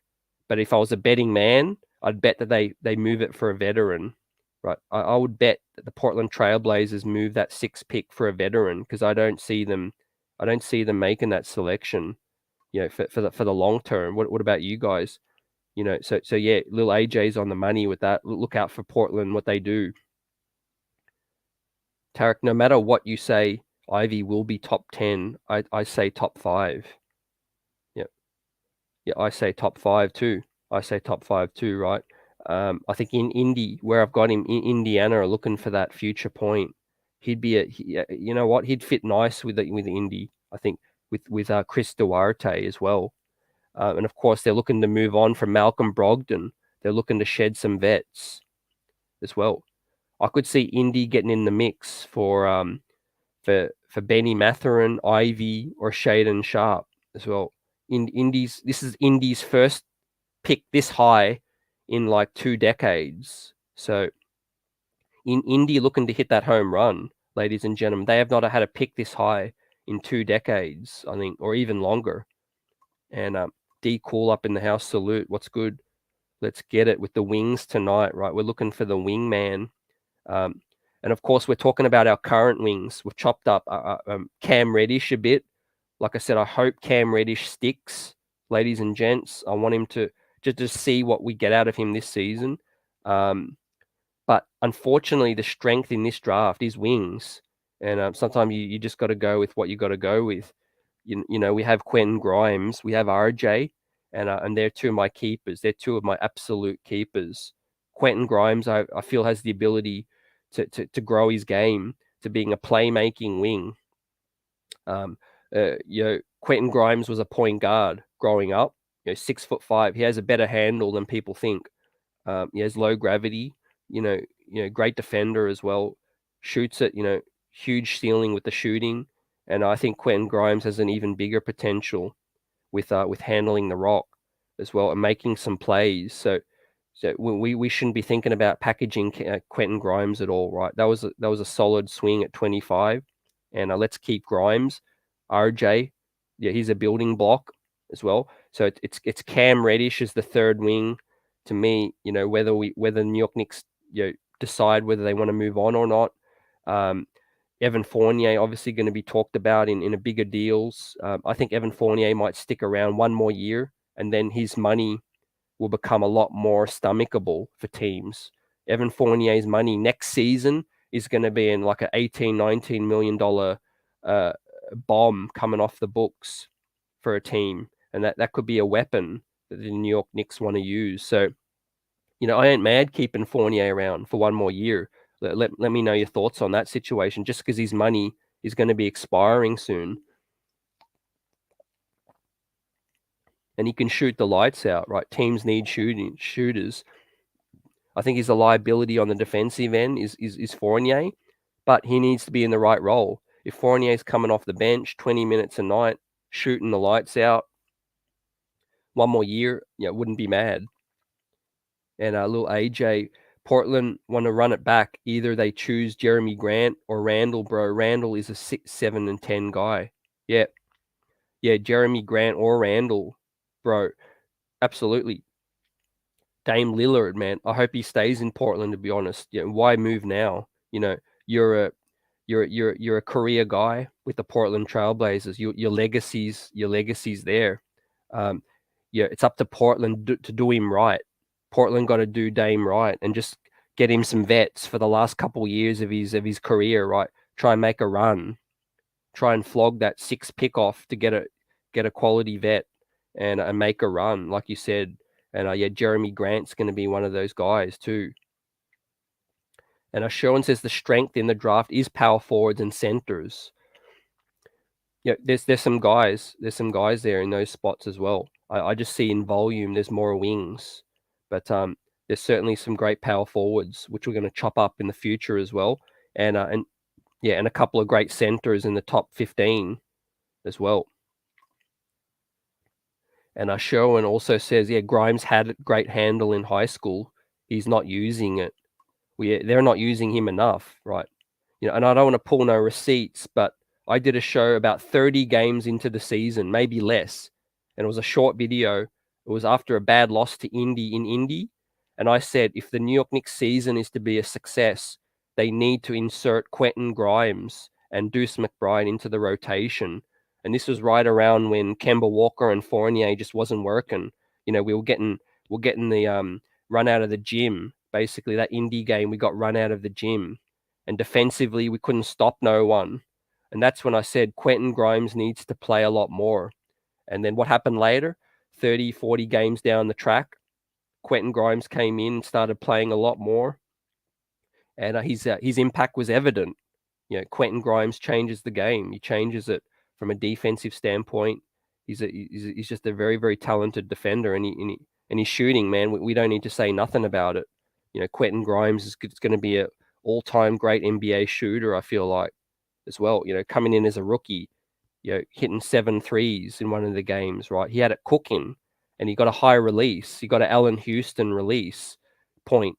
Even at 6'4", 6'5", defenders can't get close to it on the closeout as well. So he's got ice in his veins. Quentin Grimes, he to me, he takes Fournier's spot as soon as Fournier leaves. And salute my guy, Be Civilized up in the house. Salute the one, the only. Let's get it. And D Cool's also cool with keeping Fournier. Yep, exactly, fam. To me, you keep Fournier as that dude for the blockbuster deal. Until that blockbuster deal happens, you need Fournier's salary. You keep him around. And like I said, that blockbuster deal would be that Levine Westbrook trade with the Bulls and with the Lakers as well. So they're the kind of deals that you get off of Fournier's salary, because the whole world was crying when Fournier's deal was announced, but when we found out the 4th year was unguaranteed, then that was like, okay, man, we're playing now. 3-year deal for Fournier. That ain't too bad, right? 3 years, 57. That ain't bad. And also, Will hits home here too. A number one reason to move Evan would be to free up the logjam for Cam and for Grimes. Yep, exactly. Grimes, I'm not as worried about because he's under quality control. Rookie deal for a couple of seasons. and that's great. Yeah, I love me some productivity on a rookie deal. Now Cam Reddish, the clock's ticking, like Will says, and with that, Cam Reddish, we got 1 year to make a decision with that. So that would be another huge incentive to move Evan as well. Yeah, for the front office to make that evaluation. It's going to be interesting with Tibbs though. That's the elephant in the room.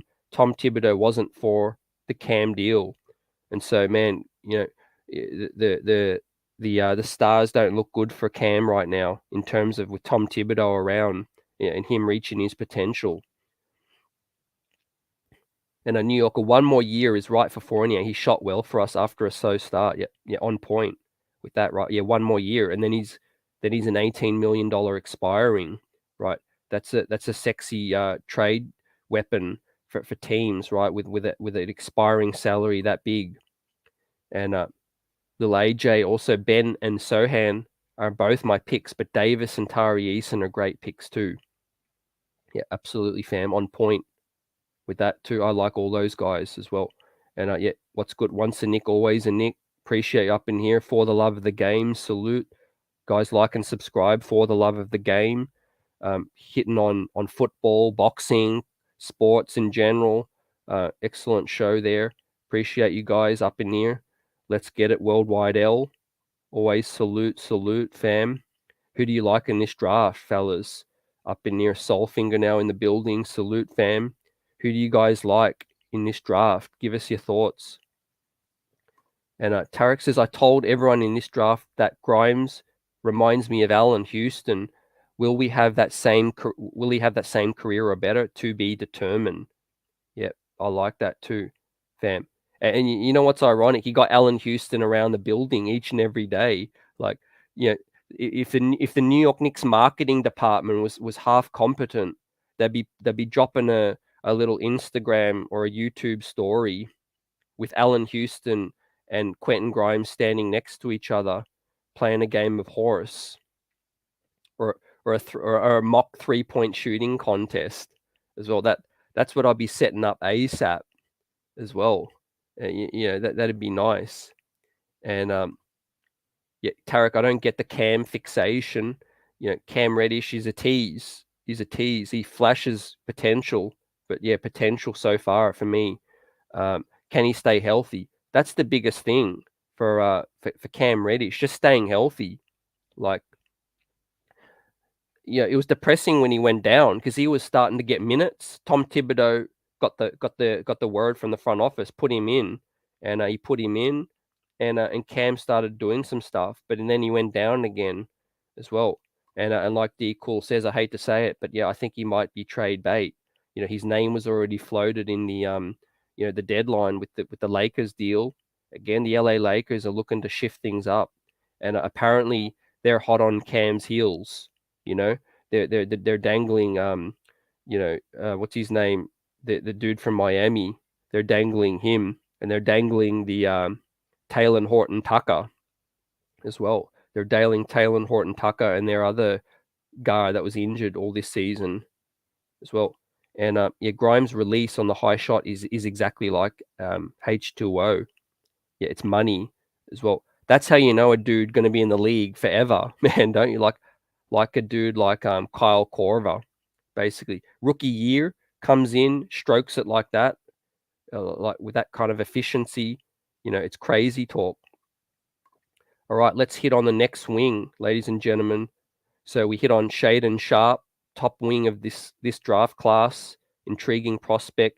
Benedict Mathurin.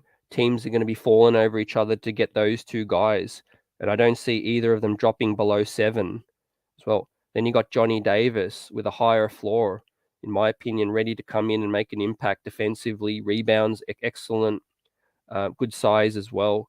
These guys are good fits. I could see Tom Thibodeau liking Johnny Davis. I could see him from around 6 to 9, so maybe 6 to 11 as well. So his stock's dropping a little. Dyson Daniels could go anywhere from 6 to 12 as well. I could see a team reaching on Dyson at 6, but I see him most likely around the 8 to 11 as well. San Antonio at 9, Washington at 10. I don't think he's going to get to the New York Knicks. I'll say that right now. I don't think where the Knicks pick, I don't think Dyson Daniels will be there. I think one of those teams, Washington or San Antonio, will take their swing. Then next we got Tari Eason, LSU, sophomore, 6'8", a bit more rangy than these other wings, a bit heavier, can play the combo spot, can back up Obi Toppin if we select him, can play the 3 spot next to RJ and Obi as well. He's per 36, 25 points, 9 boards, 1.5 assists, 1.6 blocks, 2.9 steals. You know, his number one skill set coming in straight off the bat is a defender as well, with his ranginess and his size. He's also a great ball handler for a forward as well. Yeah, he's got an ability to cross over and behind the back dribble and that. Now his knock is he can't go left as well. He's another dude that continues to go right. Each and every time he'll probe and he'll try to go right again and again and again. So that needs to improve. But he can score well. He could score excellent in transition, highlight dunks. 6'8", high reach, gets over guys and finishes in traffic as well. So Tari Eason, a nice floor for me coming into the league. Is going to be a bit of a swing at 11. Could his offense really go to the next level? His shooting's average at this point. His shooting's okay. It's not bad. It's not good either. It's average.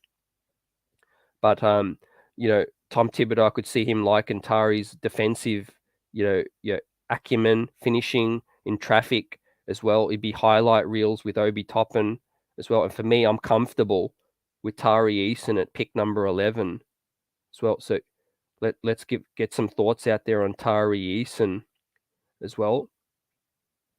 What's this? J-Dub, does the Lakers have that? Will be a game changer. Yep. Tarek says Cam is always hurt. He's streaky and not freaky in his athleticism. And yet New Yorker hits on that. Love Tari, my man, can D up as well. So, yep, got some thoughts on Tari Eason. His D stands out, fam, absolutely. He's going to be a menace out there as well. Another guy like Dyson Daniels with a positive impact on the defensive end straight off the bat, but a better offensive player, in my opinion, than Dyson at this point. Can stroke it close to the same in catch and shoot situations, but yeah, he has a better handle than Dyson Daniels, and he can also finish better in traffic. He can get to the cup as well. So yeah, I love me some Tari Eason, man. I think his college season really, really elevated his stock. I think Tari Eason is one of the real winners from this NCAA season, in my opinion, as well, and where it's got him to. Now, he could go as high as 9, and he could also fall as low as 16. I'm starting to see some mocks put him down to 16 now, which I think is a little crazy. I get the love for some of the other prospects. Maybe Jeremy Sochan, Usman Dieng is really climbing. Jaden Hardy, the centers, Mark Williams, Malachi Branham, who we're about to touch on. All of these guys are rising, but I don't know if Tari Eason slips as low as 16. I think that's a little crazy. J-Dub, if we trade Cam, it has to be for a young player with potential. Remember, Tom doesn't play young players. We don't need no more bench spaces as well. Yeah, that's the conundrum, man. J-Dub spells that out in black and white. It's interesting. We traded the first round pick.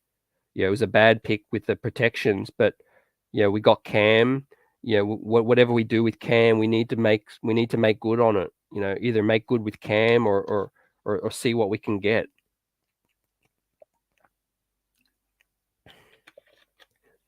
If we flip Cam, it's for me, I'm okay if we flip him for another guy with better potential or the same level of potential.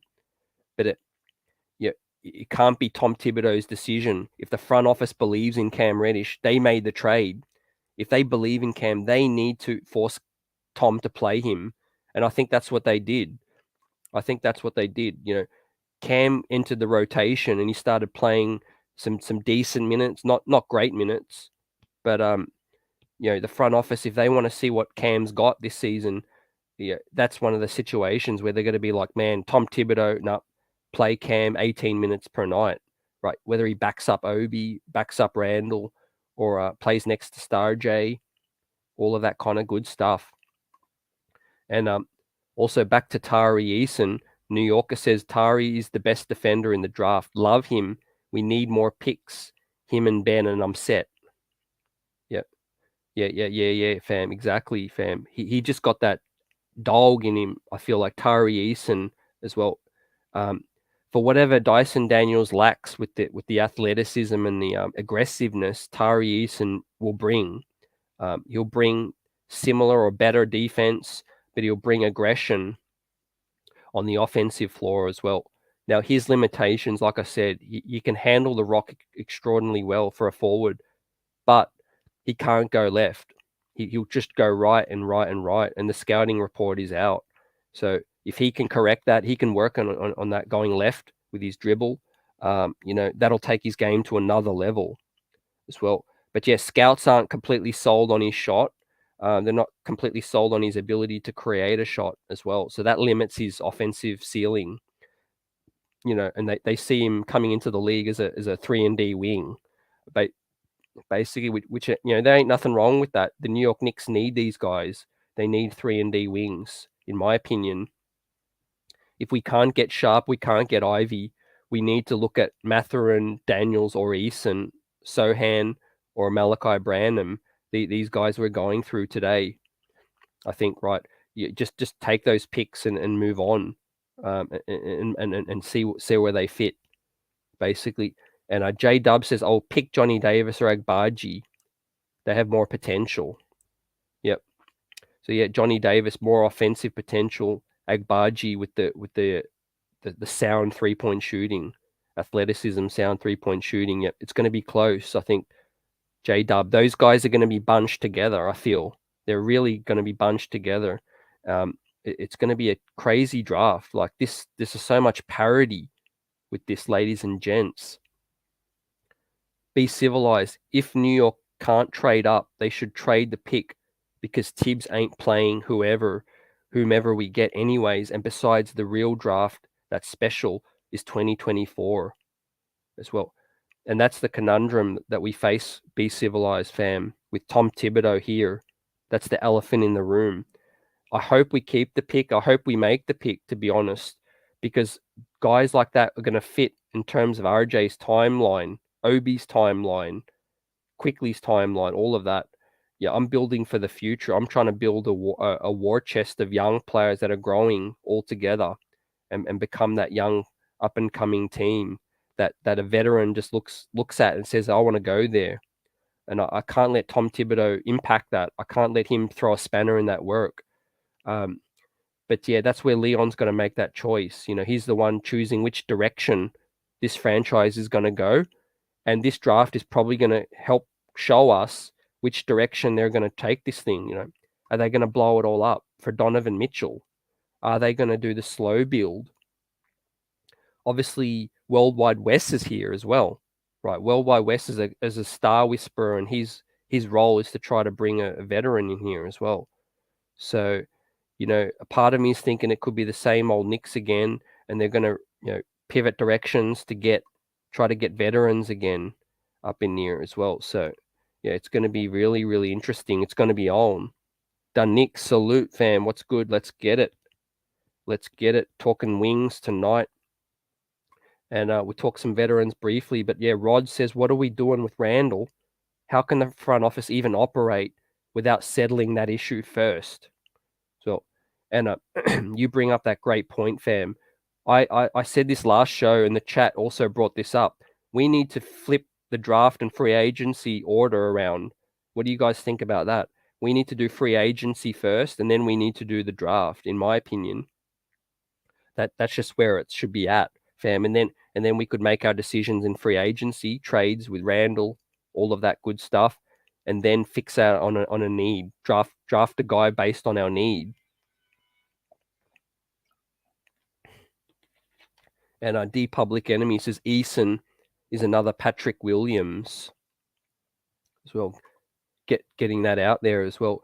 Eason has huge potential, in terms of, being that, impact player as well, but his ceiling is limited, in my opinion. Yeah, his ceiling can be limited. Knicks 100, what's good? We need to replace 5 to 7 players, get younger and get taller. Should be the priority number 1, 2, and 3. Yeah, I'm on that line of thinking as well. We need to get younger. We need to get bigger and taller at the wing, right? It's a wing-driven league, ladies and gentlemen. That's where it's at. And look at these wings in this draft. We got some in Cam, Grimes, and RJ. They're the 3 wings that I could rock with moving forward. And Evan for one more season, I feel. Yeah, what's good? Dirty says, I like Tari, but I prefer to have really good passes at every position, so I'd rather Dyson or Sochan. A great point. So you back that up too, which I like. You like Tari, but you could see more value in a playmaker at that point too. And Dyson, let's say Dyson grows to 6'8", like he says, or 6'9". That's what Tari Eason brings as well. Just I guess less aggression on the offensive end. So Jeremy Sochan as well, which we're about to touch on. But in terms of the ceiling, they've all got some knocks on their game. And Tarek says Eason's offense is the problem, and that's why he's fallen. Yes, his defense is outstanding, but in the NBA, that offense is going to be more than running in the lane. We already got Obi, and he's better. Yeah, I could see that too. And maybe Obi just is our hybrid Eason anyway, or Eason is the hybrid Obi as well. So yeah, look, Eason's stock is dropping as well, and in my mock 2.0 as well, there's going to be some change up. After the lottery, I'm going to release the 2.0, and that's where it's really going to be on. With that said, and I'll continue jumping through, but I'll just bring up the next guy, Jeremy Sochan as well, which is on a hot topic too. A lot of supporters, a lot of guys big on him, me too.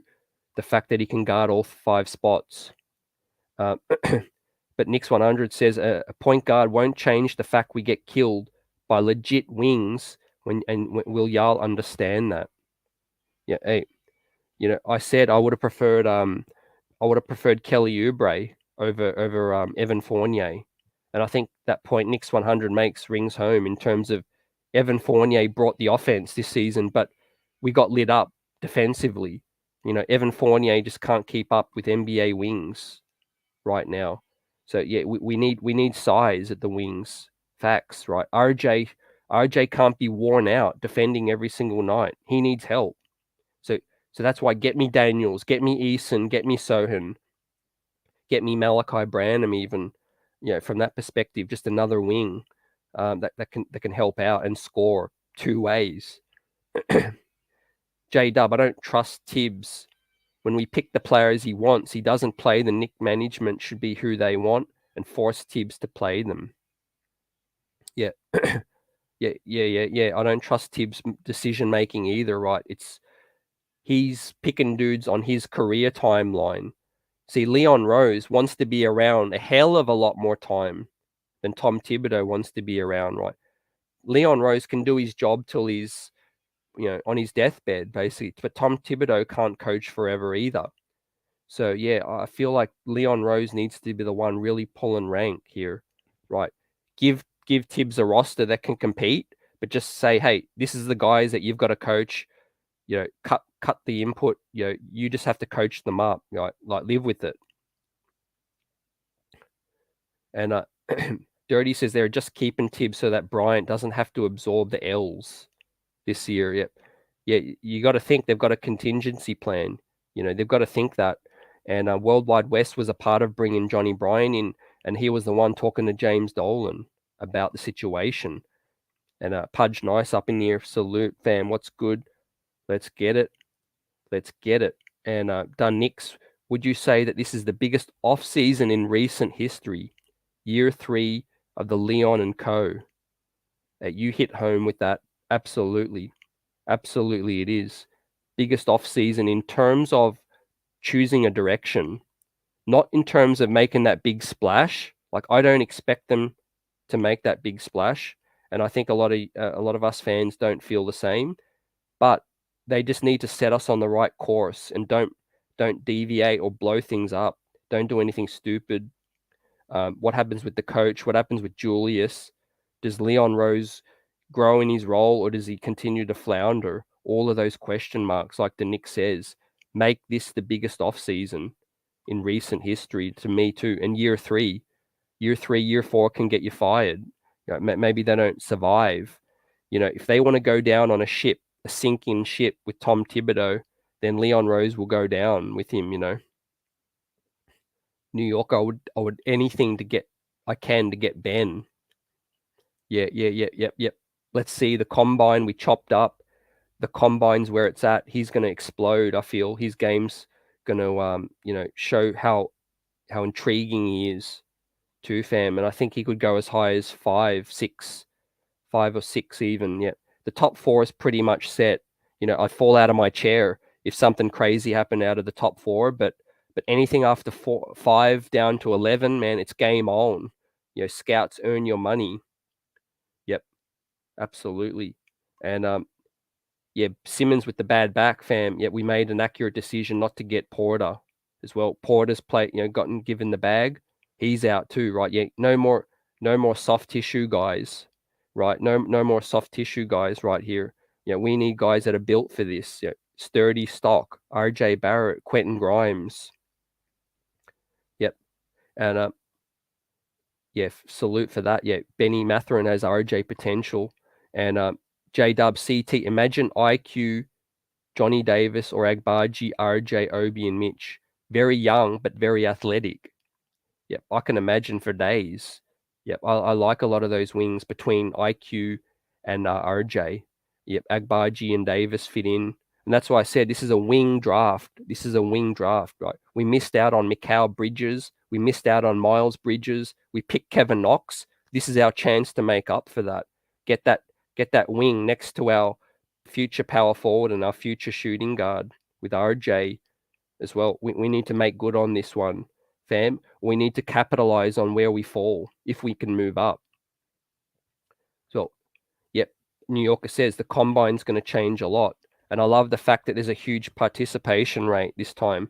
Now, we don't know yet the 5v5 guys. We don't know who's going to participate in the scrimmages. However, it's going to be some quality dudes in this later first round that's going to get their stock up. I feel absolutely. Mike D, I would add the pick just to get rid of Randall and Fournier. I don't think we would need to, but I feel your intentions, Mike D. I feel you on how important that is to get rid of those two at some point, and to free up money and to free up time as well. I just don't think we need to package the 11th pick, right? I think that would be a lot. So, well, yeah, Dirty Dancer, why no AJG in the convo as well? Yeah, salute for that as well, fam. Yeah, we're still continuing our wing chat. I've got him down there as well. So let's continue to chop this up. Yep, Noel and Burks. Yep, we do need to get rid of those guys. Yep. Jean-Marc, salute. What's good, fam? What's good? You first say we draft too many power forwards. We need a point and a center who can protect the rim and shoot. Yeah, appreciate you for that. Yeah, the point guard situation is going to continue, that's for sure. Quickly is my guy in the box seat. Maybe Tyus Jones to back up. I think D Rose is going to hang around. I've since had another thought on the D Rose situation. I don't see them trading D Rose. I think D Rose is here for New York now with Tom Thibodeau here, and I'd be comfortable going with IQ, D Rose, Deuce, and Tyus Jones or Rocas. I don't really think, unless we can get Jaden Ivey, I don't think we necessarily need to go into the season with a stud point guard. I just think we solidify the wing spot as well.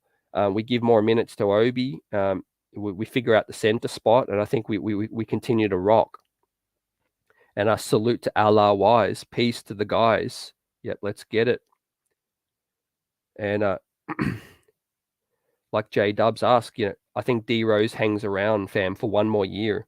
Again, with the Fournier situation, I feel like D Rose will be a nice expiring as well. I don't think he starts though, fam. I feel like he'll be in his nice 6-man role. Yep, I think you can take that to the bank. J Dub, D Rose will hang around. He'll he'll solidify the bench role because IQ will be taken out of the bench spot to boost the starting lineup. And then I think D Rose is absolutely needed in the second lineup, maybe next to Quentin Grimes as well. Deuce and Quentin Grimes, look for them to have an outstanding summer and a summer league. And yeah, like Gene Mark says, Leon has been underwhelming to me. He does well in the draft, but he underperforms in free agency with no significant trades. I think he's been trying, fam. I just think we've been left out, left in the cold with that, and he's been left with the scraps as well. And appreciate you for that. And yeah, let's get it. E says, I don't see any major moves this offseason in the 2023. Some vet contracts coming off the books, plus 2 first-round picks in a supposedly loaded draft. Yeah, it's ongoing. It's it's to be continued. Like I said, too many people are expecting big trades and things in one go, right? I don't feel like that's a situation, right? We're building for a window. We've got Joel Embiid, we've got Giannis, we've got LeBron still in the league, right? We ain't just going to microwave our way to being top of the East in this situation, right? We need to start building for that next window as well. Appreciate it. And Geraldine, Dirty says, anyone in our range except Tai, and I'm happy. Yep. Geraldine with a question. Appreciate you coming back. CT, have you heard anything about them bringing in an offensive assistant coach? That's a great question. And unfortunately, I haven't, Geraldine. I haven't. We've asked our guests multiple times. Nothing at the minute. But one thing I could tell you, there's definitely some guys that are going to have to come in because there's too many gaps right now. There's too many gaps. And one thing Tom Thibodeau doesn't do, he doesn't consult the offensive coaches or assistant coaches throughout the game, right? He doesn't. They might help him with preparation. They might help him with planning and all that good stuff. But unfortunately, game-to-game situations, he's too stubborn, Geraldine. He's too stubborn. He doesn't listen. And we're seeing, Kenny Atkinson getting buzz. He's being interviewed by the Lakers now. We're seeing Mike D'Antoni possibly getting back in the head coach's chair for Charlotte, getting up and down, right? So we need to modernize our game with getting faster pace, getting up and down. But the moment I hear anything as well, I'll drop that as well. So yeah, I'll keep my finger out on that, keep my eye on the pulse, and yeah, I hope we do get an offensive assistant coach. I really do, because we need to evolve as well. And D Public says Tyus Jones ain't wowing me at all. He doesn't have anything our point guards don't have right now. Yep.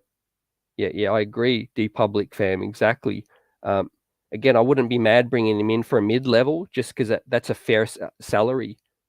But in terms of like minutes and that, like I said, go into the season with Quickly, D Rose, Ike, Deuce, and that's it really, and maybe Rokas. I think that'll be fine at this point in time, rather than spending valuable dollars. Right, we need to look at Mitch. We need to look at Cam and RJ as well. Yeah, we do need to really consider how much we're spending as well. Appreciate it. Yeah, Jen, yeah, no disrespect taken. Appreciate your thoughts out in here as well. And glad you enjoy watching. And J Dub, we need to look at the 2023 draft. We'll have 2 first-round picks, 6 second-rounders. That's crazy. We need to build slowly but efficiently. Yep, yeah, exactly. We do need to build this on the timeline as well. Yeah, with the young guys. And P Nice says trade D Rose. Yep, I think if we could get an asset, I wouldn't be mad. We do need to look at trading him if we can get an asset back. If it's just dumping D Rose as well, I'd be open for that too. Definitely. I think Tom Thibodeau does want to keep him around though. I think maybe help groom IQ for another season. The Knicks, to take a step forward in the league, the Knicks have to do something about getting a big name for us to build around RJ. Isn't that right now? And Julius will be moved. Yep, I think they're still going to continue to look for that big name. They're going to survey the league. I just don't feel like they feel they're in a rush with this situation. And Geraldine, no, I know CT. If we don't bring anyone in, we'll be back here again at the end of next season. Yeah, it's just not pretty to watch. I'll be honest. Like the way we play right now, we need more creative offense. Like Geraldine's asking about, we need to get creative in how we score buckets too. It can't just be a run up and down, OB top and leak out, or a difficult isolation half court set. Right, it's just not pretty to watch. The good thing is our defense did improve towards the back end of the season. I feel like Tom Thibodeau, obviously, that's his calling card. However, we do need to work on the offense now. Our defense is kind of improving, and especially if we bring in another wing. But offense is where we need to improve on. Absolutely. Mike says, do you think they convince RJ to take a little less? Yeah, great question. I think they're going to come to agreement. I think it's going to be a fair number. I don't think it's the max for real. I don't see RJ getting 181. I just don't, unless he plays out all of next season. Now, if RJ plays out all of next season and becomes an all-star, or maybe borderline all-star, maybe gets closer to that. But I think they're going to come to some sort of agreement, Mike. And I do think he's going to take a little less, around a fair number, around maybe 130, 150, that kind of range as well. And yeah, maybe Tibbs with the 8 rookies, that would be beyond hilarious. Yeah, that is a great point you bring up. Yeah, absolutely. And JW, no point guard, we need wings. CT, Magic and OKC have a lot of younger players. Maybe we could pry a few from them. Yeah, we could pry maybe SGA. The SGA would be top of the list. Fam, SGA, Trey Mann, Orlando, heaps of teams have a plethora of wings up in this piece as well. And so yeah, back to the last or second last wing we're going to chop up tonight. Jeremy Sochan, ladies and gentlemen, crazy size, 6'9", 230 pounds, freshman as well. Hasn't hit 19 years of age. He's Pro 36, you see, 13 points, 9 boards, 2 assists, 1 block, and 1.8 steals as well. Great length. His advantages are great length, strengths.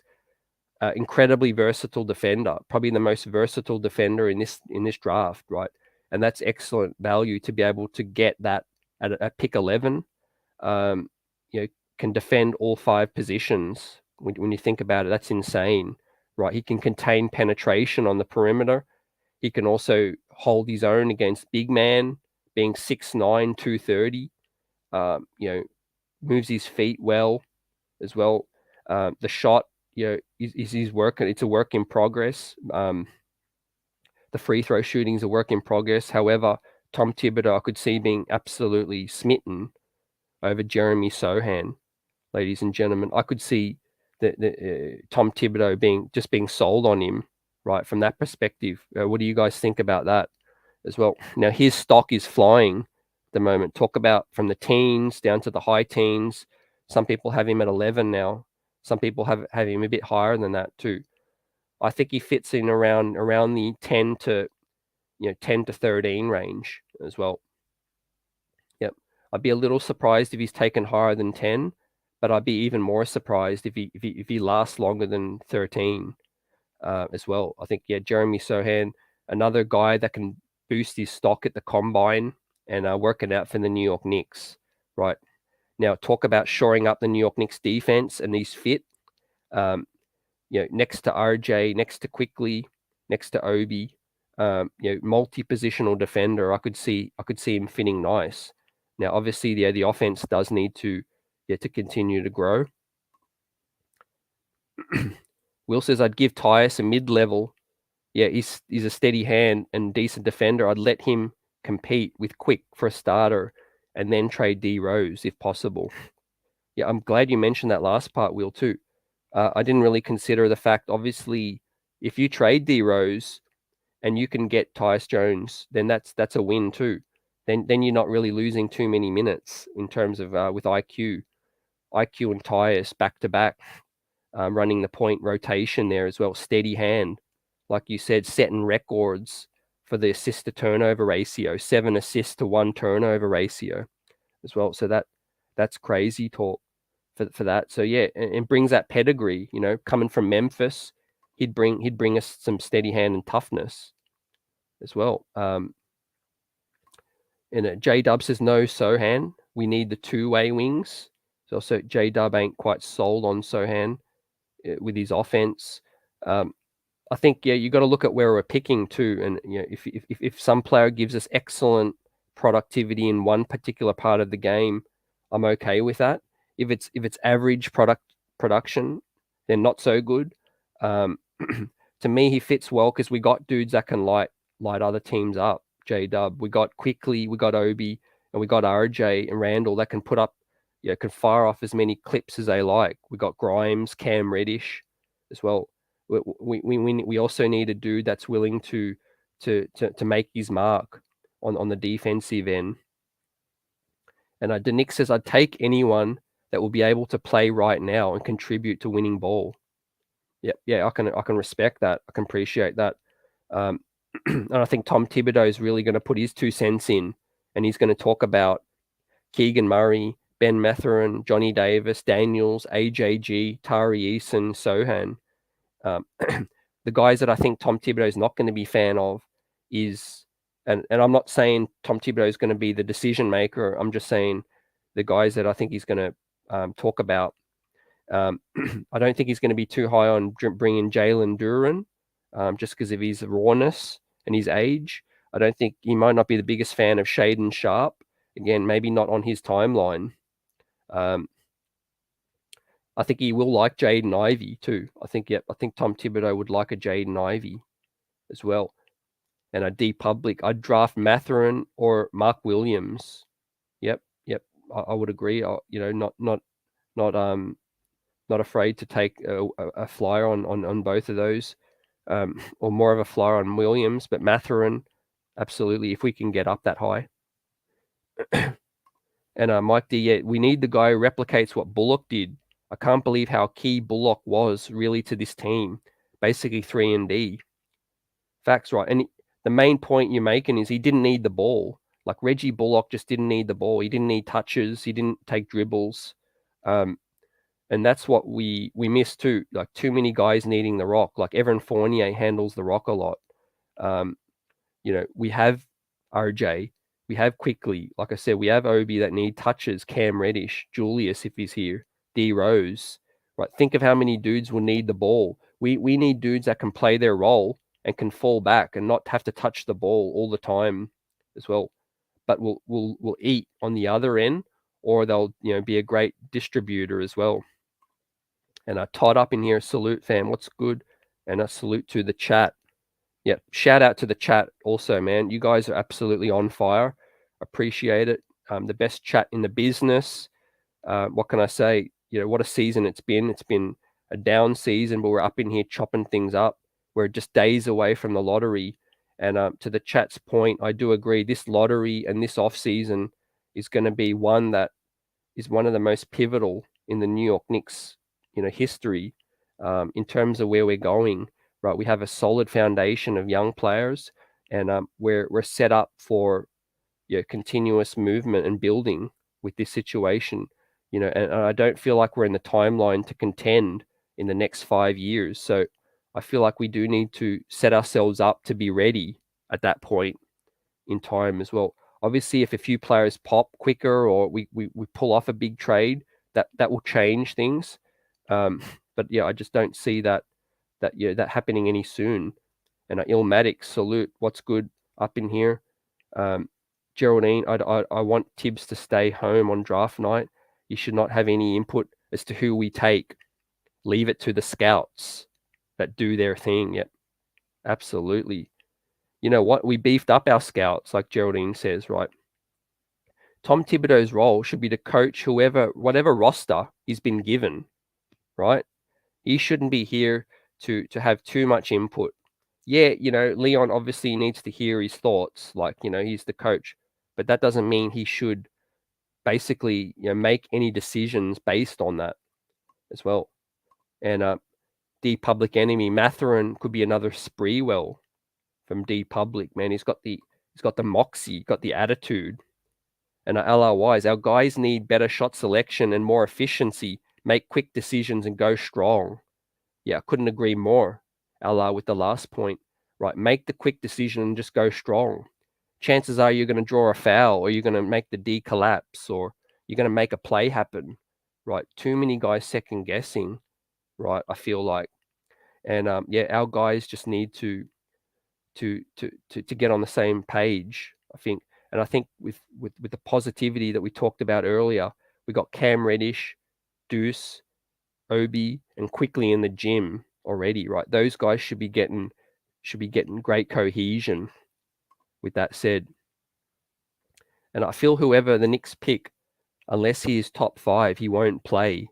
That will be a problem. Yeah, JW, I could understand your reservations. Me too, but I do feel like a lot of these wings are able to contribute on the defensive end. I feel like they'll at least play backup minutes. But let's see if they clear up some more space. With that said, we got the Jeremy Sochan situation. I'm high on him too. All these guys I'm talking about today, I'm high on. And where we select, whether it's 11 or whether we move down slightly, I think the New York Knicks are in a nice situation to get a player that can impact us, at least on the defensive end, in a big way. Now, nextly, this gentleman hasn't been getting much talk among the chat tonight, but he's definitely rising up the boards, ladies and gentlemen. Another young prospect, just 19 years of age, nice size at 6'5", 180, per 36 of 16 points, 4 boards, 2.4 assists, 0.3 blocks, 0.9 steals as well. A very smooth scorer, mid-range game, defensive upside as well. So this guy's more on the offensive-minded thing that we've not touched on tonight. But what are your thoughts on Malachi Branham as well, the freshman out of Ohio? With him, right, I feel like he's going to be a guy that Tom Thibodeau will like as well. I'll set that straight. I think the front office is going to like. And I've got him currently 13, and I feel like he's going to maybe end up higher. He might go 10. He might go 10, 11, 12, 13, around there. He's another dude that would benefit from the combine, get in there, show the league that he can fill it up, just like Quentin Grimes filled it up in the combine. But man, this guy is silky smooth. He can rise up and shoot anywhere on the court. Excellent in the mid-range. Doesn't need a lot of time to get his shot off as well. This guy gives me Jamal Crawford / DeMar DeRozan kind of vibes on the offensive end as well. Now, this guy brings microwave scoring. Now, in terms of his other game, making a more well-rounded game, he does have a decent motor. I feel like on the defensive end, he could get gritty. He can get after it. He doesn't have the length or the defensive gifts that Eason or Sochan have, or Dyson Daniels have. But Malachi Branham can be a nice two-way piece. And the Knicks salute, fam. What's good? Let's get it. Have faith. And appreciate you, fam. Let's get it. But yeah, Malachi Branham, ladies and gents, what are your thoughts? J-Dub, I like his game.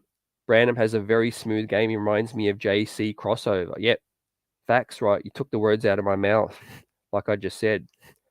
He's wiry, he's scrawny, but yeah, man, he's got the game. And I feel like he'd have a super great fit next to IQ and RJ as well. Super great fit. Dirty Dancer. Branham is so smooth. Probably the best shooter in the first round. Yep. New Yorker. He has a nice short game. Yep. Facts, right? Yep, you guys know his strengths, which I'm glad as well. And this guy's rising. And this is great about this draft. This just gives us more value, ladies and gentlemen. More value is added to this draft with these risers as well. And I feel like this guy has a ton of more upside because of his age.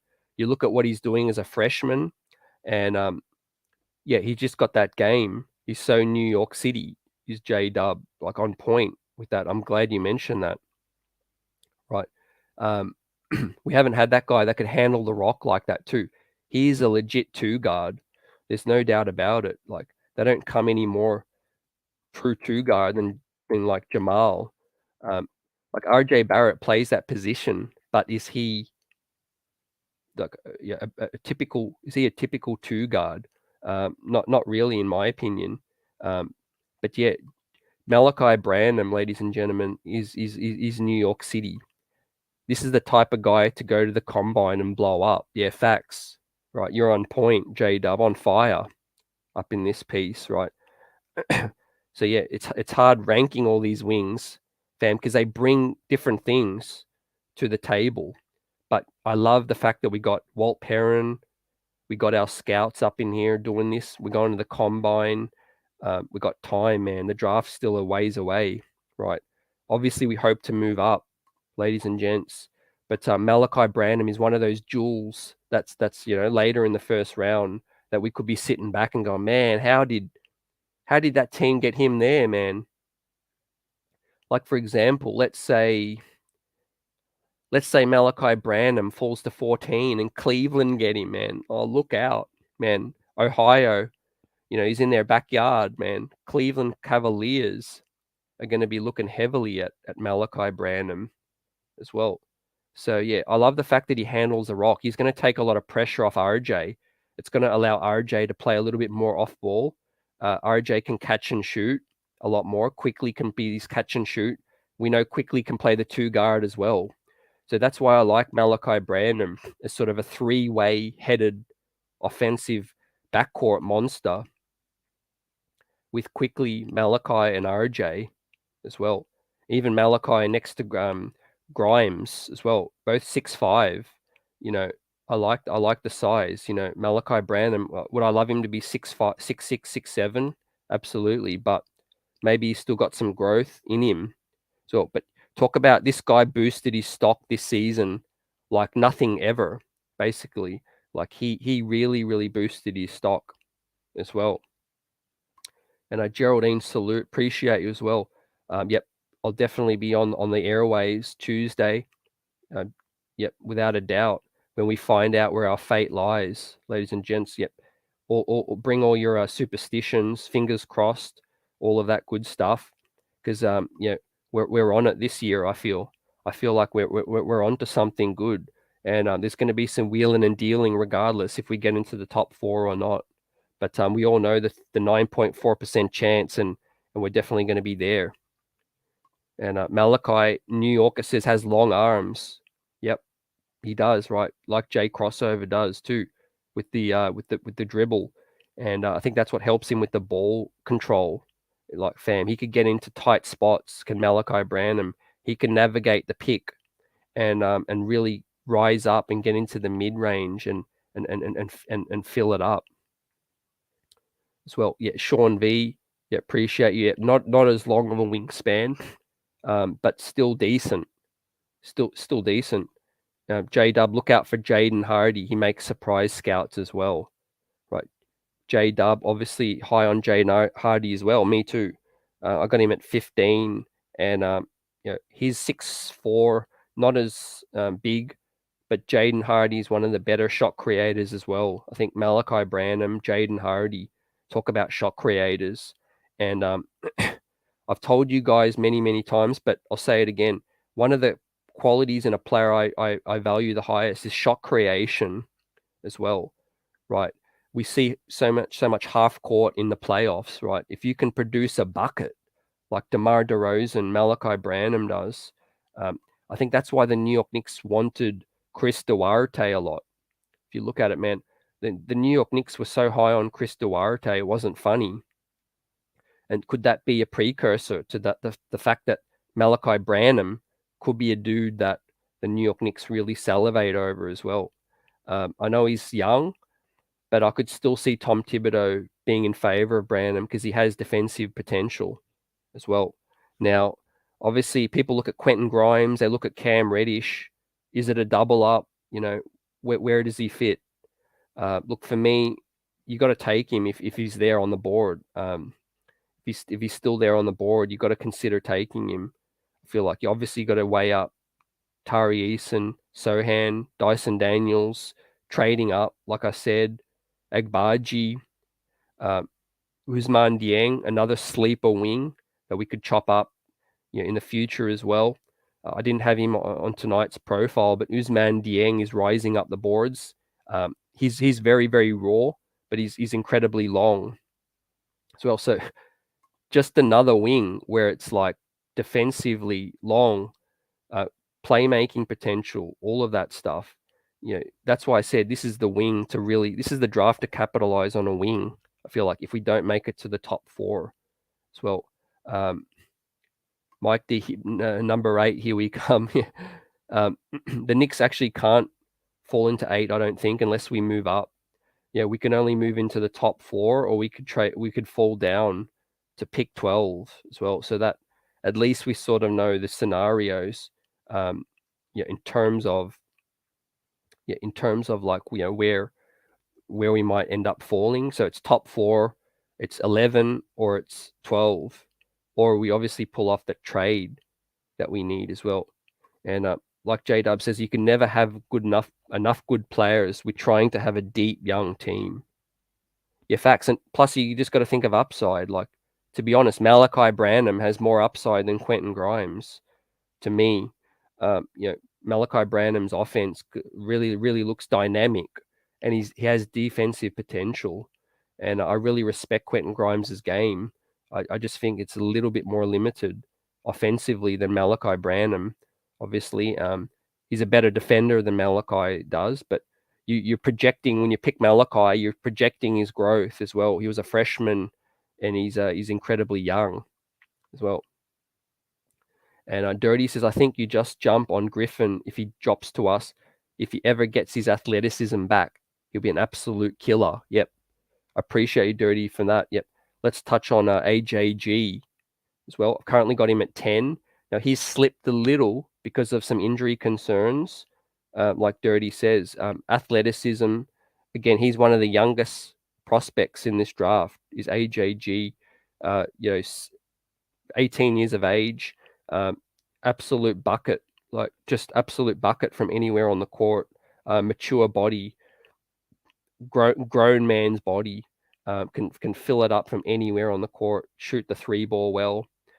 Can use his tools, his repertoire to find a way to score. Basically, can AJG as well. So I think he's somewhere in the top 10. AJG, but he does seem to slip just a tiny bit as well. A Knicks 100, the Chinese center, is the plan to replace Mitch. Is that the Soto? Is that Kai Soto?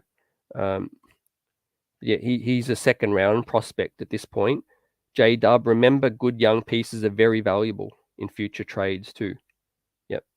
Yeah, I can see that too.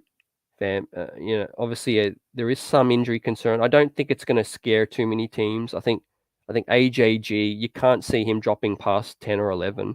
You just got to take that chance because he's such a highly touted prospect. You know what I mean?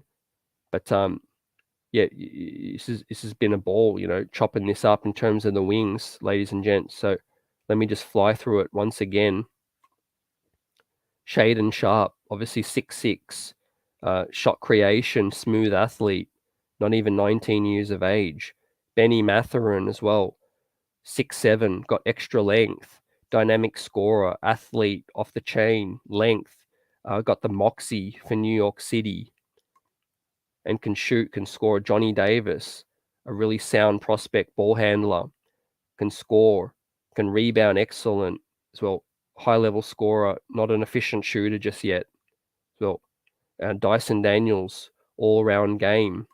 That role-playing wing that could be a New York Knick for years and years. And Tari Eason as well, dynamic in the open court, defensive demon, can score well in transition and can also handle the ball really well as a forward as well. Can't go left yet, but has a great handle for a forward. And Jeremy Sochan, 6'9", size to defend all 5 positions, great length, and a versatility, finding his offensive game. But he ain't a liability offensively at that point either. You know, he's definitely a guy that can attack a D. And Malachi Branham as well, a smooth 2-guard, finding his way in the mid-range, slithery, defensive upside as well, shoots the lights out. And he's going to be a great value pick. So, for a draft that ain't that strong, I think that situation, the New York Knicks are in a decent position, right? So the all eyes turn now to Tuesday night. We're going to be there. We're going to be rocking out. I'll be going on, and we'll chop it up as to where the New York Knicks fall, and then it'll be onto the mock draft. Big board 2.0 as well. I'm going to make some adjustments as well, and then start looking at team needs as well, fam. I'll start looking at team needs, and we'll be able to chop this up a lot more. Obviously, the combine too, ladies and gentlemen. There's going to be heaps of buzz on that coming up. We'll be watching the scrimmages and the measurements that come out. Which players' measurements were a fraud, and which players' measurements pop off the page, off the screen. That happens each and every year. And Mike D, I honestly have no clue about any of these kids. I just want the Knicks to do the right thing. Yep. Yeah, I can appreciate that. Not everyone gets to see the college season and all of that good stuff. But yeah, glad you're rocking with us, and just rest assured that there is a lot of solid players, a lot of solid prospects, and the New York Knicks are just in a building phase, right? We're trying to hit the home run, but just continue to build, and I feel like a lot of players on our current roster will pop as well. So we don't necessarily have to hit the home run in this draft. This may not be the draft for the home run, but we cannot whiff either. We need that solid prospect, that solid defender to add value. J Dub says, I feel like AJG will be that player that we not reach his potential, that will not reach the potential due to the injuries. Yeah, I could see that also, man. Young guys that pop that early, it can happen as well. It can happen. This one will be tough to screw up. Lots of solid picks, but probably no stars. Yeah, Dirty Dancer hitting on point with that situation, right? Tough to screw up.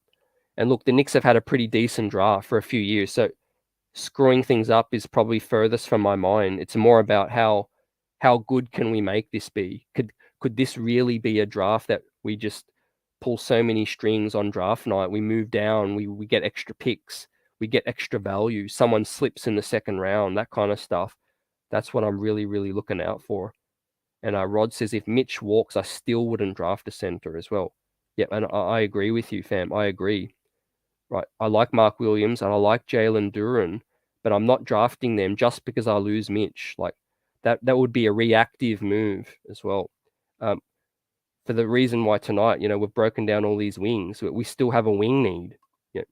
Just because we might have a center need doesn't mean we should ignore all these wings as well. And a junior salute, fam. I believe that Dyson or Hardy would make this team. We already have much better. We need a pass first point guard, bigger point guard that can defend as well.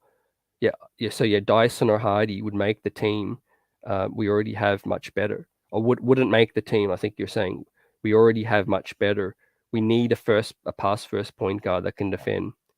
Yeah, I feel like there is some double up, which is why I mentioned Cam tonight. You got to give him his honorable mention. I got to give Quentin Grimes their honorable mention. I won't forget about the players on our current roster, and that's why I'm talking about fit tonight. And, in terms of that said, I feel like guys that are a bit longer than Quentin Grimes will probably give us a bit of a different look, right? Quentin Grimes 6'5". If you take Tari Eason or Jeremy Sochan, it's a different situation. Those guys can play the 3 and the 4, and Quentin Grimes cannot. So That's really what they've really got to weigh up, and they've really got to weigh up their future with Cam Reddish up in near fam, ladies and gents. So yeah, now we'll just chop up any other prospect, anything on your mind. We'll buzz for a bit more and just throw any thoughts out there. What you want the Knicks to do in free agency. What's your gut thought on lottery night? What's your gut thought? With your gut feel, with a 9.4% chance.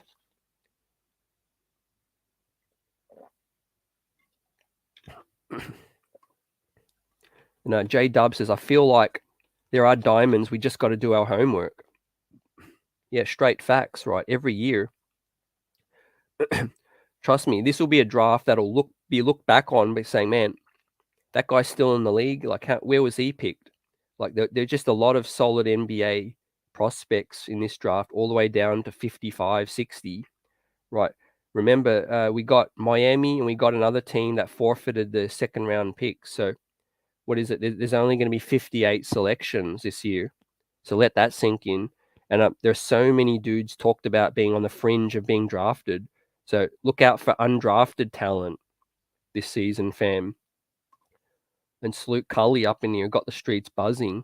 He knows all about, in terms of the talent in this draft. With there's going to be dudes that are undrafted. I think even that the Knicks can bring in. So yeah, we don't know. Look for that, maybe that 54th pick. Maybe they flip that 42nd pick. Maybe they flip that 42nd pick for two more picks later in the draft. I'd be okay with that too. Get out of one later pick and get two more, just to try to get a few more depth pieces as well at center spot. Cully says, I'm okay with Tari Eason or Sochan at 11. Some energy multi-position defender dudes. Yeah, facts, right. Disruptive. And they've got some attitude as well.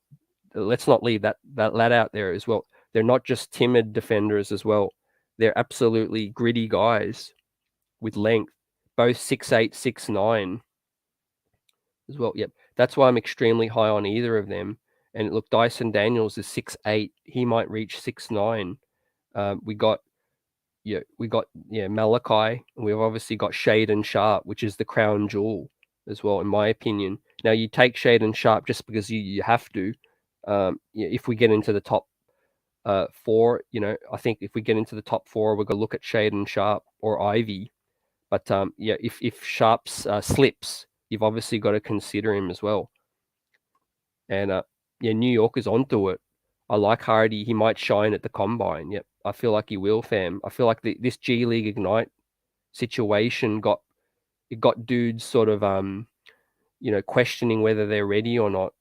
I feel like the G League system would have got these guys ready, playing against adults, coaches, a regiment, all of that stuff, pro regiment. Like New Yorker says, I like Jaden Hardy. He could shot create. J-Dub, I like Davis. Agbaji, Branham is a real possibility. Yep. Yeah, Davis, that name's going to continue to be there because his stock might fall a tiny bit. Agbaji as well. He could really impress in the combine, in the shootouts as well, shooting the lights out. One of the best shooters in this draft. And like I said, Malachi Branham's high ceiling potential, like a DeRozan, Jimmy Butler, Jay Crossover kind of guy, right, in the mid range, that situation.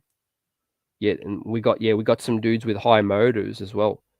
Too, I love the ones that's more athletic, than the ones that can't shoot well. But it's okay that they can get worked on. Yeah, facts. Right, we got Ben Mathurin as well. We didn't speak on Keegan Murray too much as well because he's more of a 3-4 spot. We all know Obi Toppin. We all know the log jam with Cam and Randall as well. So guys that I feel like can really give us something we don't have. Eason and Sochan's length. We don't have guys that are 6'8", that are true small forwards that slot next to RJ and Obi. We also don't have a Dyson Daniels at 6'8" that can take on primary and secondary ball handling as well. Can find guys, can run the offense if the offense is stalling as well. And hey, another shooter like Agbaji would be good as well, whether it's next to Quentin Grimes off the bench or something like that. Um, yeah, and we'll chop up the centers as we get closer as well. But we got to know where we fall in the draft, right? We got to know the lottery. If we luck out in the lottery, I'm not talking about no centers as well. If we can get into the top 4, I'm not talking about the center prospects, unless we acquire another pick or a second round pick, so to speak. Yeah, I will touch on obviously the second round prospects, at the center spot as well. And Eric, salute, man. We pray we jump up in the draft, right? Law of averages tell us, man, we haven't moved up in the draft ever. I don't think the New York Knicks have ever moved up in a draft in a draft before, which is funny, right? Something's got to give. We obviously lucked out with the Patrick Ewing frozen envelope, but I can't remember when the Knicks moving up. And Hardy reminds me of IQ. Yep, yeah, man, he's just got a knack for finding a bucket. And Kali Agbaji is cool as well. He seems very coachable. I think he did all 4 years at Kansas, or maybe he did. He's an older guy, Kali Agbaji as well. That experience might be what Tom Thibodeau likes too, as well, fam. As well, the fact that he's 6'5" too. He's taller than a couple of dudes that we got, but he could stroke it. His experience. And the Public Enemy Sharpe isn't shining at the combine. If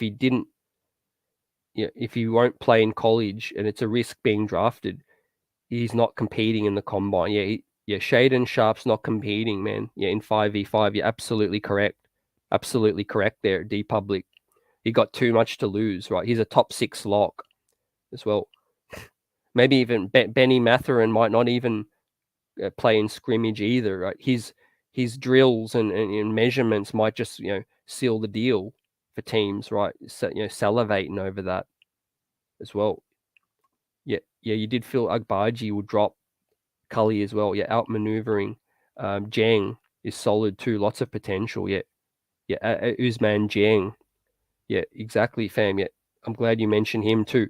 I don't have him in my top 5, but Usman Dieng is definitely a guy rising, and he's definitely on the radar of a trade down scenario, right? Getting Usman Dieng, let's say at 16, and then getting another pick in the 20s is something the New York Knicks might seriously explore. And then obviously trading up is their first priority, I feel. And Ben Mathurin, Ivy, Keegan Murray, Sharpe, Jabari Smith, Pangaro, these guys as well. The New York Knicks might pull off some serious ish if they're willing to part with Randall, Cam Reddish, picks, etc., Grimes, maybe even quickly. They could get up in this draft. They can. If nobody but RJ is off on the table, then they could still get up in this draft, right? He didn't play because he didn't want to get injured, and we moved up when we had to give the pick to the Bulls. Oh man, that sucks. And Rod Tucker says, if we landed the number 1 pick, who am I taking? Great question, man. I think you got to take me, man. I got to take Paolo Banchero. I feel like he's my number 1. If we get the number 1 pick, yeah. Or I'm seriously thinking about trading down as well, because I'm not in love with Banchero at all. And if that number 1 pick, if someone wants to trade out with me, and I can get Sharpe and I can get another prospect, maybe in the teens, then bring it on. But how about you? Who are you guys taking with number 1? Agbaji does have similarities to Duarte as well. Older prospect, really high floor in the league, like coming straight in. And a junior salute. I think Tibbs would do Sochan the same thing he did to Frank. If he can only defend, when will he be at the end of the year? Yeah, look, Tibbs. Yeah, Tibbs is here, and he's definitely gonna stick to his guys, right? I think he's definitely gonna stick to his guys, and I think, the stubborn thing is he loves the players on the roster too much. He loves Burks, he loves Fournier, you know. we need to be making some moves for the future, right? They may not be as ready-made, but we need to start seriously like opening our eyes to what's next, right? We can't play Alec Burks and Fournier forever as well. Yeah, and we should try to get Ivy, then Dyson or Tari from junior. Yeah. I like that. Look, Jaden Ivey would be dynamic too, right? He'd be in the top 3 for me, top 3 game changers in this draft for the New York Knicks.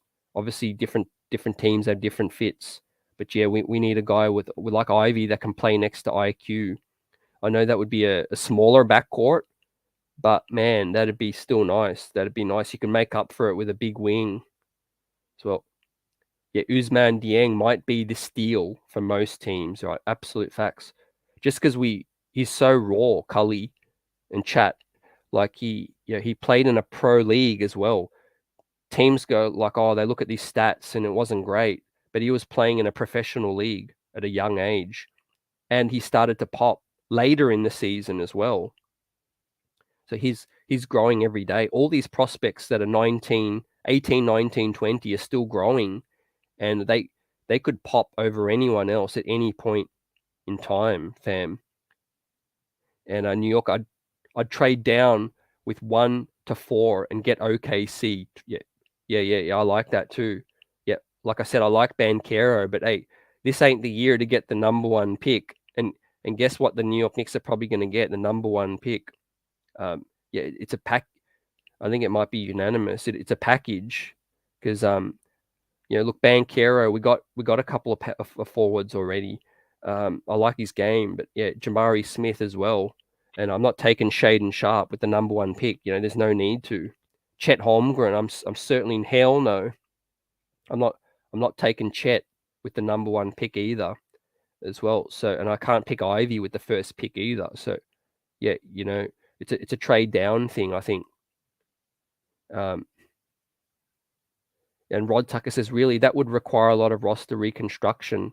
Taking Paolo, I feel you though. I'm taking Ivy or trading down. Yeah, facts, Rod. Yeah, exactly like I said. Yeah, I think I have Banchero a number 1 on my board, but I'm not taking him as number 1 as well. Yep, as I clarified. And E. Gibson, if I got the first, I would package trade. I don't see any of them being that game changer. Yep, facts, right. And Eddie C, the basketball zombie up in here, salute fam. At number 1, I'm taking Shaden Sharpe. Yep. Hey, that's a huge swing for the fence, but yeah, I could see him being the best prospect. Absolutely. I could see him being the best prospect. If I could trade down and guarantee that I still get him, then I do that as well. I think his rawness might scare some teams off in the top 4. So yeah, Shaden Sharpe might still be there at 5, 6, 7.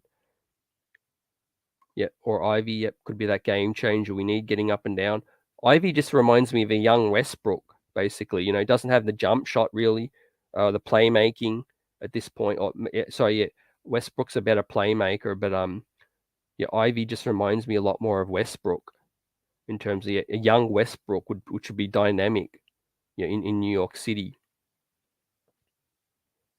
And he says Ivy has some Ja Morant with how he can get to the rim, but he has to improve, right? Yeah, his shooting, he has to, and that's why he's not talked about yet in the top 4 as often.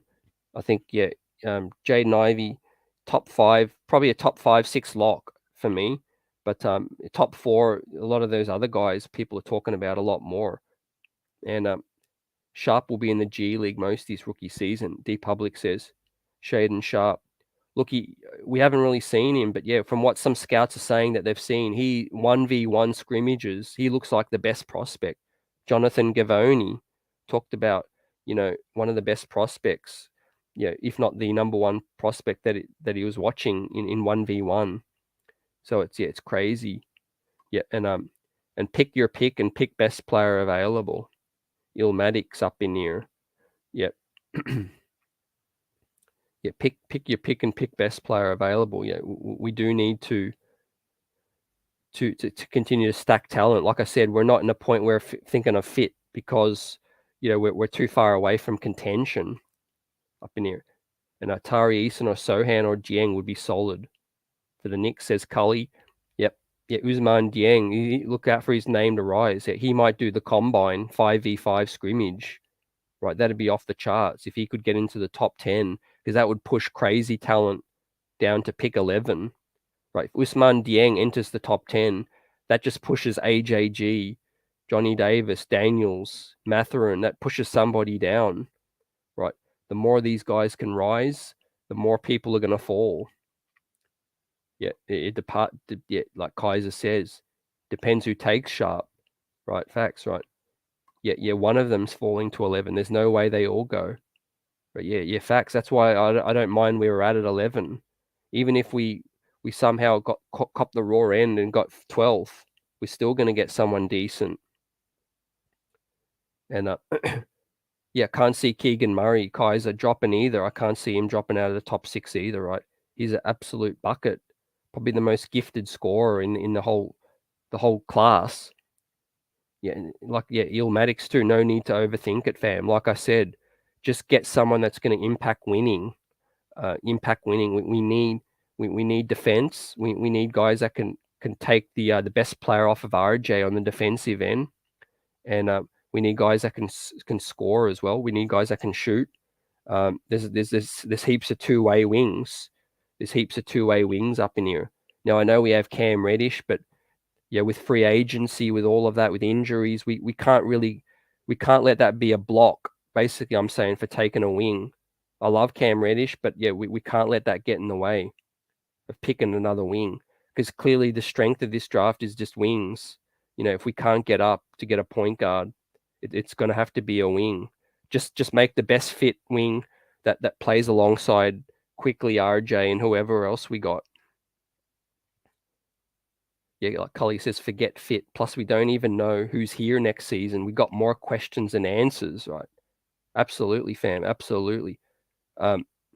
More question marks than answers right now. We're in talent building mode right up in here. And I know the overs have an interest in Sharpe, and I think they're like 3 to 4. Yep. Yeah. I could see, and it depends what he does in the combine. I could see Keegan on the Spurs or Pacers, and he's solid and NBA ready and can guard wings. Reminds me like Barnes first year. Yep. Yeah, he's got crazy size and length, right? Yeah, a lot of these dudes, man, some of them haven't even finished growing, which is crazy, right? Can you imagine if some team thinks Dyson Daniels, or by the time he measures, he's 6'8.5" or something, right? That's going to push a team to really consider him at 7 or 8. Along the lines of a Johnny Davis, Mathurin. I think if Dyson Daniels is 6'9" with his playmaking ability, yeah, Kaiser, the top 6 is probably set with Jabari, Paolo, Chet, Ivy, Keegan. That is the top 5 locked in. Yeah, I completely agree. That's locked in either way. Like 6, obviously Shaden Sharpe. Shaden Sharpe could be the guy that bursts. To Kaiser's point, I think Shaden Sharpe, could bust the 6, but he's the only dude that could bust into the top 6, I think. And if Mathurin went 10, I think it'll remind me of the Curry draft. Yeah, I think Mathurin's going before 10, but yeah, I hear your point, man. And I do think if he's on the clock at 10, man, I do think the New York Knicks do whatever they can to move up one more spot as well. Yeah, Indiana Pacers are looking for that home run swing, Cully. They haven't had a pick this high for 2 decades of Indiana. So shout outs to their fans, and that you can imagine what their fans are thinking right now and chopping this draft up, because they haven't had a pick that high in that long. I think it was like when we had the KP pick, and we were like, man, we haven't had a pick this high since Ewing as well. So yeah, that was crazy. Sharpe gets drafted 6 to Kaiser. Yeah, I could see him falling around that 6 range as well, fam. But who knows? Like maybe the combine changes things up a lot. I think Sharpe has more potential to move up than down past 6. I don't see him moving past 6 too much as well. again, we've heard ESPN, we've heard dudes that are been in the building. It's sort of potential now, but it's educated potential that these scouts are looking at these dudes in the gym, and they've been consensus saying that Shaden Sharpe looks like a number 1 overall selection talent wise in terms of scrimmages and stuff like that. Yeah, facts right. Yeah, Daniels is still super young. What's his age again? Let me bring that up. So yeah, Dyson Daniels is 19.2 years old. So yeah, man, he's still got 10 months till he's 20.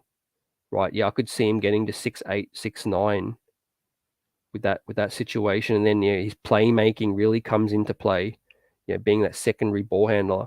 And also, we all know team fits, ladies and gents. Team fits blows things up completely. Look at San Antonio at 9.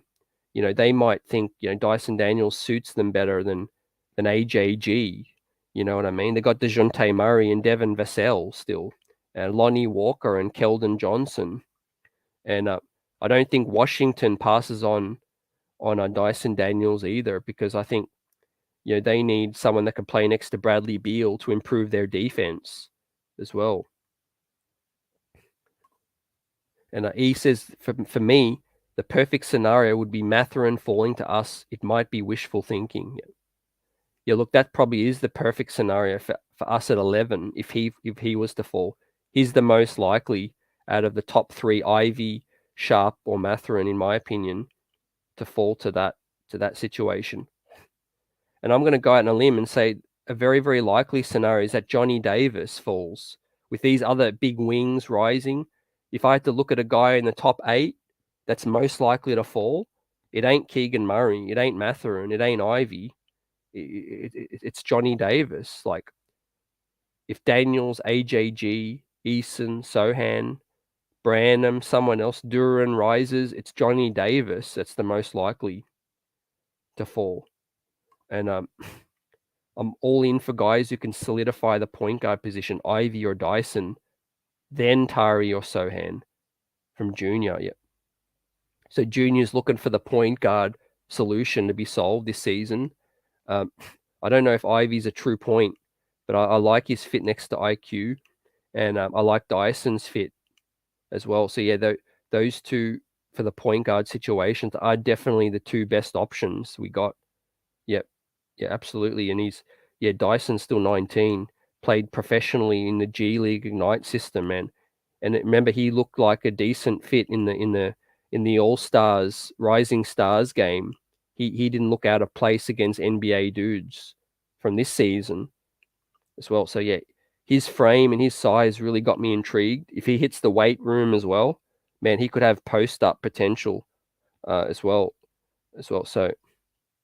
And Kali says, I'm not sure if the Knicks are even looking at what we're looking at, sadly. Yeah, I feel like that's a situation where they're not going to let anything out. They leaked that they wanted, remember they leaked they wanted Duarte, Trey Mann. It didn't help them. I don't think they're going to leak too much this time around, fam. I feel like they're going to keep things in-house. And like Bernard says, on point, Johnny Davis will fall to us.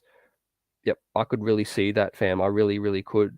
If you look at these other guys, these risers, Johnny Davis is slipping on boards, seriously. Like Tankathon, no joke, Tankathon got Johnny Davis in the pick 13 range now. That's insane. Like, Johnny Davis was 5 to 7 most of the season. Now Tankathon got him down 13. They got Mark Williams and Jalen Duran, Sochan, and Dyson Daniels ahead of Johnny Davis. So, yeah, man, the writing could be on the wall for Johnny Davis. And Kaiser says, I don't like the small wings unless they can shoot the lights out. Yeah, I kind of agree with you on that. In the 6'5" range, I don't want, I know Malachi Branham's, brings extra scoring, but a marginal scoring wing that's 6'5", I want someone bigger than that. So we already got Quentin Grimes. We already got RJ. And salute best of worst. If Jalen Duran is there, we have to take him, especially since we might lose Mitch. Yeah, look, Jalen Duran at pick 11, I have no issues with that kind of reach. I think he's Yeah, he's a difference maker. Yeah, in the making. But he's 18. He's very, very raw. And I don't know what Tom Thibodeau and this front office are thinking right now. If they have an inkling that Mitch is going to leave, maybe they look at it more heavily as well. But yeah, I like Duran's upside, and Allah wise, I like Dyson, but we probably trade our pick. That's another situation we haven't mentioned. But I really want us to make the pick. But like Allah says, man, it wouldn't surprise me if we traded it out for a vet. Completely traded it out. I've no issue trading down, that's for sure. There's look at the depth, but I think we might trade out, which I think what Allah is saying as well. Yeah, Sharpe declaring and both Griffin and Mathurin having good showings is why Davis is dropping. Yeah, facts best of worst as well. Yet Shade and Sharpe declaring changed things as well. AJG Mathurin has changed things as well dramatically. Yeah, for Johnny Davis as well. But man, Johnny Davis is going to be a pro, like a solid pro, man. Like if we got him at 11, if you could tell me during the NCAA season, I'd be laughing. Like, it's funny how this draft is really, really growing. It's growing on a lot of people. I know there's knocks on star talent, but man, if you could pick in the lottery, any of these guys could become a future all-star. I think in the lottery, like at one point in their career, they could be an all-star as well. So if you're in the lottery, it still is that potential. And G Streets, what's good? Whatever we do, we need better pace. We were the last in the league, I believe, with Burks. We didn't get out into our set, aka fake pick and roll, where the screener ain't making contact and we just stand around with no cuts, right? Yep. Yeah, we need better decision making. Absolutely, you hit it. We need better cohesion. We need an offensive coordinator, I think. But yeah, we need better pace. That's why with Quickly at the point will be way, way better than Burks. G Streets point as well, on point. Alec Burks, no, we can't have that anymore. We can't have that. It's Jaden Ivey. He'll get us into our sets much quicker, of course, with IQ. Like we talked about Dyson's knocks, and I'll just mention them again. Dyson Daniels needs to improve his handle. It's fair that he's growing in height. He needs to continue to work on his handle. He's 6'8" now. He needs to tighten that up, and he needs to become more aggressive getting to the cup as well. So Dyson Daniels ain't that solution for me running the point full time. Dyson Daniels will come in and he might be a good secondary ball handler for 20 minutes a night, maybe running the point next to RJ and Quickly. But he ain't at that point where he's able to command the offense yet, is Dyson. But he's excellent in the fast break, in finding the open guy, and he's excellent with the leak out passes as well, like on point with that. And Allah says we got too many expirings and a second round, 23 picks. Something's got to give. Something's got to start moving, right? Like you said, fam, the clock's ticking on many dudes. The clock's ticking on Mitch, Cam, on Rose, Burks, Noel, Fournier, all of that situation as well. Yeah, the clock's ticking. I think what happens after lottery, we're going to know a bit more about this draft. And then this draft is going to tell us what this front office is sort of looking to do in direction with the team, right? We could go in many, many different directions. Do they try to package a lot of assets to bring in more ready now talent with Tom Thibodeau's timeline? Or do they say, no, heck that. Let's just continue to build slowly.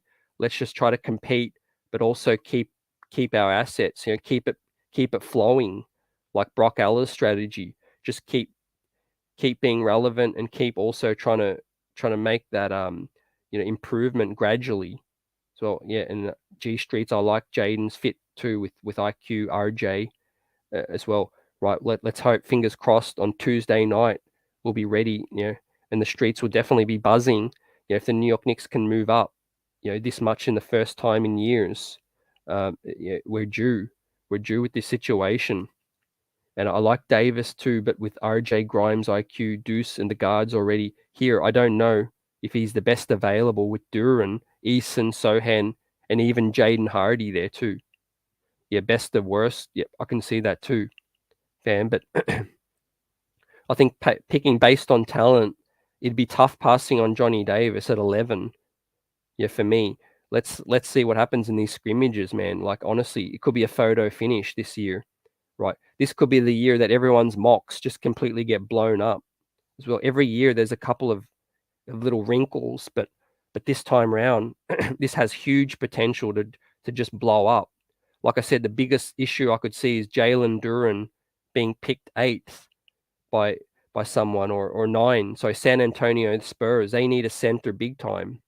If they take Mark Williams or Duren, man, it's game on for some of these wings for the New York Knicks. So, and even moving up potential. But yeah, hey, this thing's been on buzz. It's been on lock as well. Let's get ready to wind down, and I'll be back on tomorrow night as well, same time, and chopping this thing up. We'll be chopping up the other prospects. We'll be talking a bit more about it, and yeah, you guys have been on point as well. Got this thing buzzing as well. We'll shout you all out on the outro. You already know what it is, and I appreciate you, everyone, the support. The super chat tonight from Simon, and the buzz everyone got here as well. Let's keep it rolling, man. The New York Knicks, we got flexibility like the good. We got young assets. We got the core in place. Now we just need to shed some of this salary. We need to shed some of the dudes that aren't here for the long haul, and yeah, to see what we can get up in near New York. Salute, Tarek. Let's get it, and we'll catch you tomorrow. Peace.